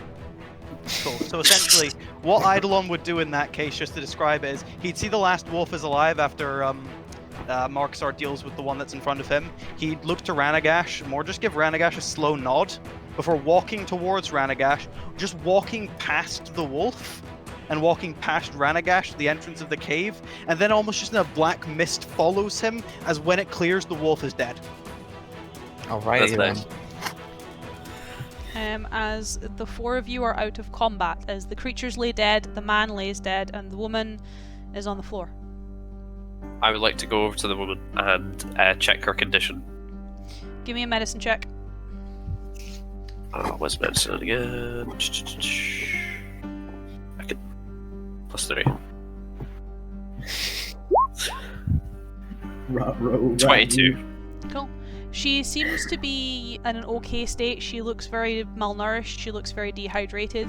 She looks sick, though you're unable to identify what illness is plaguing her. It's not something you've seen before. She is unconscious, though not through any unnatural means. It's probably from Eidolon dropping her. She just wasn't strong enough to sustain the damage or sustain the fall. She is still alive. She's not bleeding out. She just couldn't take being dropped.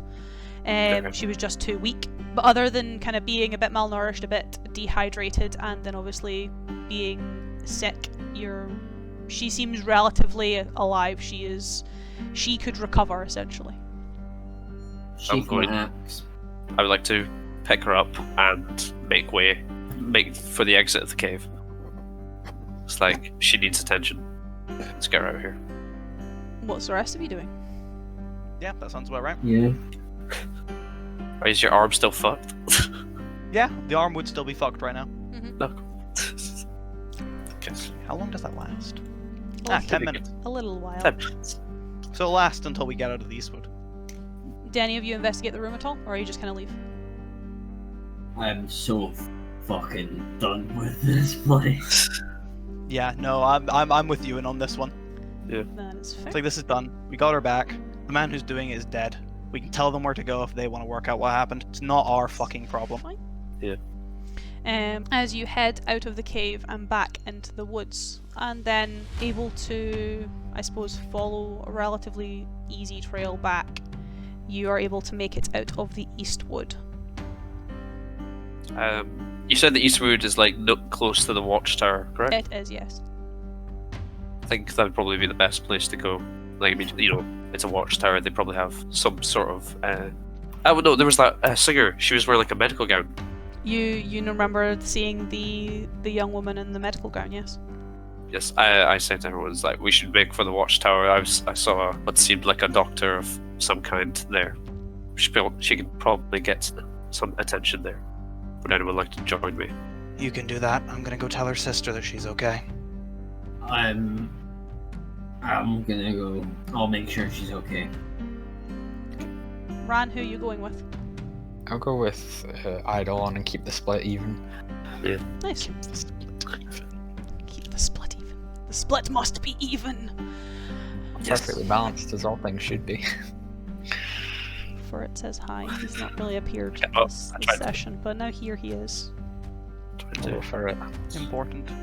I just felt like he's kind of been in the corner all session. It's been a bit too tense to bring him out, so he wanted to come and say hi. Yeah, it's been pretty like intense. But we will jump to Wulfric and Marcusar heading to the Watchtower. The guards, seeing Marcusar and then obviously seeing the woman, they let you in without much hesitation. When you get to the top of the stairs, Wulfric, you kind of follow Marcusar as he seems to have a general idea of where he's going. But the moment you get to the top of the stairs, one of the guards outside kind of gives you both a nod, recognises Marcusar. Come with me, we know where you can take her. As he kind of leads you through the Watchtower, you kind of see a lot of heads turning, obviously looking at the two of you entering into this place. He leads you through the courtyards, past the campsites, the smitheries, the stables, and into the main barracks, up a set of stairs and towards a very long infirmary, where a relatively beautiful woman, and all things considered, again, Marcusar, you saw her before, but Wulfric, this is your first time seeing her. She's relatively tall, probably on par with you in height, with relatively purple skin and white hair, kind of neatly tied in a bun. Very clearly a cleric or a doctor, one of the two, you're not too sure. She more panders over the girl, panders over Marcusar. Quick, I have a bed here, you can take her here. I placed her down on the bed. What happened? Do you know what ails her? I need something to go on. She's exhausted and she probably hasn't eaten in a while. Well, that's a start. I can get her fluids and, well, I can at least give her some in terms of nutrients until she wakes up. Is there anything else you can tell me? She was kept by a bunch of rotting corpses. She might have an infection of some sort, so I will treat her for that too when she wakes up. Nothing a little magic can't help, but I will wait till she regains consciousness. It's usually better that way. And yourself, gentlemen, you don't look in the best condition. We've My friend here is poisoned. I've been poisoned. So have our other allies. So if you have three doses of poison of antivenom, I have some I have some yarrow root. It will actually work probably a bit better than antivenom. It will target the poison a little bit better. If she kind of like goes over to a shelf and you see her take her out some bottles. If you and your companions chew on this, it should help with the poison. I take my dose and start chewing on it. I'll deliver this to them. You are cured of your poison, and you are restored of 2d6 hit points. So you can roll those if you want. I would like to find like Nadras or see if the commander's about. I want to go speak to him. So you know the commander's upstairs. He'll likely be in his room. Nadras, you saw outside. He stood up upon seeing you with the young woman. I'm not sure if it'd be alright for me to go straight to the commander on my own, so I'll go see Nadras. Cool. You kind of gather the remedy from this woman, and you watch as Marcusar kind of leaves the infirmary, heading back out the barracks. Do you follow him? I'm heading straight to give the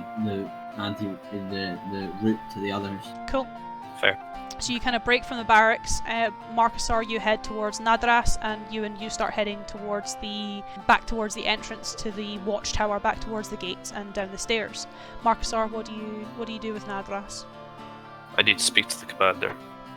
You'd probably be better going back inside for that. You shall come with me. Alright then. Ever the Joker? He kind of more laughs, sets his tankard down and starts walking back towards the barracks with you. I saw you bring her in. She wasn't in great shape. How far was she? I mean, like, just how far into the woods, or just how close to death was she? I guess both. We managed to follow your guidance to find the cave where she was. She seems like she'll survive, but she may have an infection. Well, at least I was right saying that a magic man would be better than us. I wouldn't have got there without your help. As he kind of leads you upstairs towards the commander's office, giving a knock and opening the door. And you kind of see the commander sitting with quite a, I suppose, crystal glass of bourbon, most likely, or scotch, you're not too sure, in his hand. Ah, Father Wild. I suppose you have good news for me? We found the girl. Excellent. That will certainly be a relief. Perhaps this little town can start going back to normal. Your payment, I assume, yes? I do not seek your payment, but if it weren't for the scouting of Nadras here, I would not have gone as far as I did. He needs to be commended for his actions. Well, he kind of gets up, sets his glass down, comes over. Moore pats the wood elf on the shoulder. Good work. Will be good to see you keep it up in the future. I do not mean offence, Commander, but his men have suffered great losses. That is the risk. They are soldiers. It might be different for druids, but soldiers know the risks. But you put them in a situation where you did not care at the risks. And they did not need to thus, suffer as badly as they did. This conversation has concluded. I thank you for your services, Father Wild. I just turn around and leave. Very uncourteously. You kind of hear the commander Nadras a word. Oh, And then you just hear the... Got in trouble. Yes, sir. As the door closes as you head back down the stairs. damn it! All I try to do is good things. I'm gonna get a man fired. As you obviously, I'm assuming, leave the Watchtower to head back to town. Yeah, I assume. Wait, no. Eidolon said he was going to check Mari. Yep. I don't know where that is, do I? Nope. Does Wolfric know where that He's is? already ahead of you. Yeah, but like, does he know where Eidolon and Ranagash are going? Yes. Okay. You know Can I that catch up to they're back to Wolfric, town. or just kind of? I mean, if you back to run, town? probably. I just like make my go, okay, very good, very good. And then as soon as I'm out of the Watchtower, out of the way of the guards, I like. As the two of you make your way back to town. As Ranagash and Eidolon, you make your way back to town to Mari's ranch, to her little house on the edge of town. Indeed. What do you do, Eidolon? I'd give a knock on the door, unsurprisingly. Who's there? Eidolon, I'm back. Come in, it's unlocked. I do have an acquaintance, I guess, with me. They helped also. Okay then, he can come in. As I'd more just look at Ranagash, like, don't. Don't scream. As I open the door and walk in.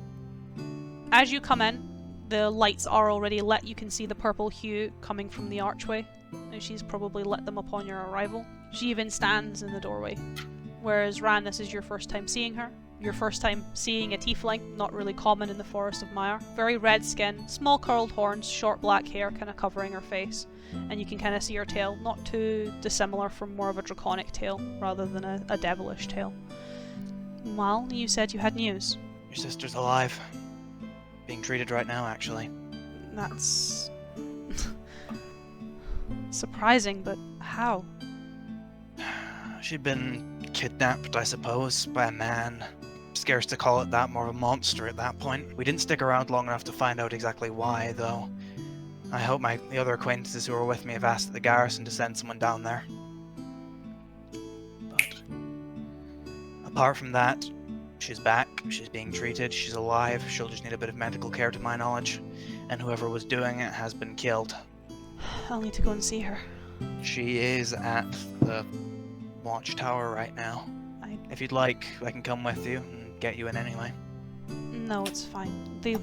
They will let me in as much as they're reluctant to, but... Elf, still there? No, it's... I thank you, but no, it's fine. I'll be able to go myself.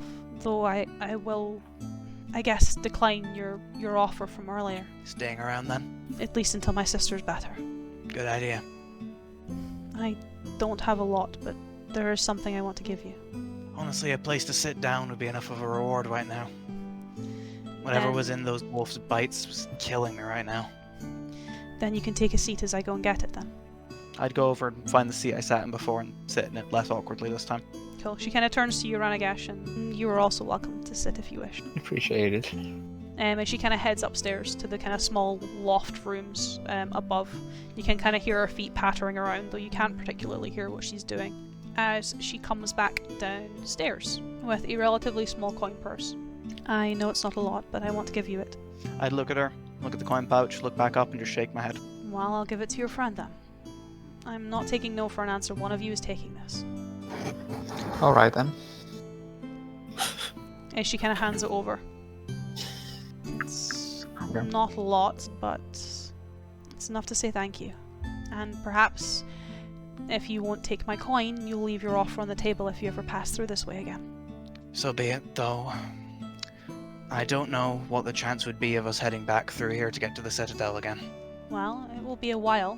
It will be some time, and it means that perhaps by then my sister will have recovered. Though your sister being alive is enough thanks for me at the end of the day. It's more than I expected.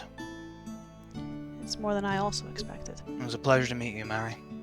She kind of gives you a nod and a smile, though it is kind of a, I guess, creepy smile, as it's very toothy. Like that description. Similar to Ranagash in the sense of rather than tusks, it's more fangs. As I'd return the smile and stand up, more towards the door. As do you say anything, Ran? Or do you kind of head I would out just- alone? Stand up and just gonna take a small bow and just nod and then just make my way out. As the two of you head out, and I'm assuming meet up with the boys just on the edge of town? That's the plan. I go here, and I give them each a dose of the root. Ah, yes, thank you. And I'll munch it. I'd watch Ranagash do it first, knowing how to take it and then take it myself. You both munch it, you are both cured of poison, and you both recover 2d6 worth of hit points Yes. as you yum the yarrow root. 6 hit points. It's good enough. Right, lads, we're gonna get going. I think it's about time. Marcus, sir, you got all your stuff? I suppose. I feel like I may have done more bad than good by speaking to the commander. Did you at least ask for a garrison to be sent down to the caves? I did not. I was quickly ushered out of his office before getting a chance. Unfortunate. From the hubbub, I could tell, and Marcus's demeanour doesn't sound like the man's very much one for listening to his subordinates. When I spoke to him earlier, he explained how he was from the Citadel and he was meant to be put in charge in Tenon, and unfortunately was sent here instead. And the elf Nadras, who told me of the path to the cave, he told me that the commander was very fickle with their lives and would sacrifice them needlessly. So I tried to persuade the commander not to be so extreme, but I don't think he listened. He did As all much as you. I'd love to say that we could solve a problem like that, we're just 4 people. We're We just can't solve working. corruption at the highest level. Maybe Yes, Lord. once we're a little stronger, we can come back. Maybe I we can also- see to it that this town has some new management. I also refused his payment. Good. Dirty money, that is. If we can get to the Citadel and work out whoever's in charge of him, we can maybe say what he's been doing. And after we've done that, we can maybe get someone new put in charge. But for now, we should get moving. Come on, let's get going. I bought some carrots and potatoes for stew later. Sounds delicious. Luckily, we don't have to deal with the aftermath of purchasing anyway. I reach into my bag. I pull out the cloth bag of apples and I'm like, would anyone like an apple? I would. As the 4 of you finally begin your journey properly on your way to the Citadel, to the capital, on the main road, where we will end our session for today, chomping down on some apples. On the road. On the road again. Just can't wait to get on the road again. Ah, gosh. As we had The quite band's back together. I don't need to Fur, more we're getting the character band back together. Yeah, as Marcusar has rejoined the party, where we'll kind of end it there for tonight. But I hope you boys enjoyed. I hope you boys had fun. It was great. So much poisoning. So much poison. I never want to be poisoned in Dungeons and Dragons again. I better get a fucking belt of dwarven kind at some point. I'm sick of this shit. I'm Can't wait sick for of this 10th shit. level. Can't wait for 10th level. I'm just immune to it. Cannot wait. I hope you all enjoyed, and I hope everyone watching also enjoyed. And we hope to see you all next time for more shenanigans and hopefully less poisoning. But we'll see you all then. Bye! Bye. Bye.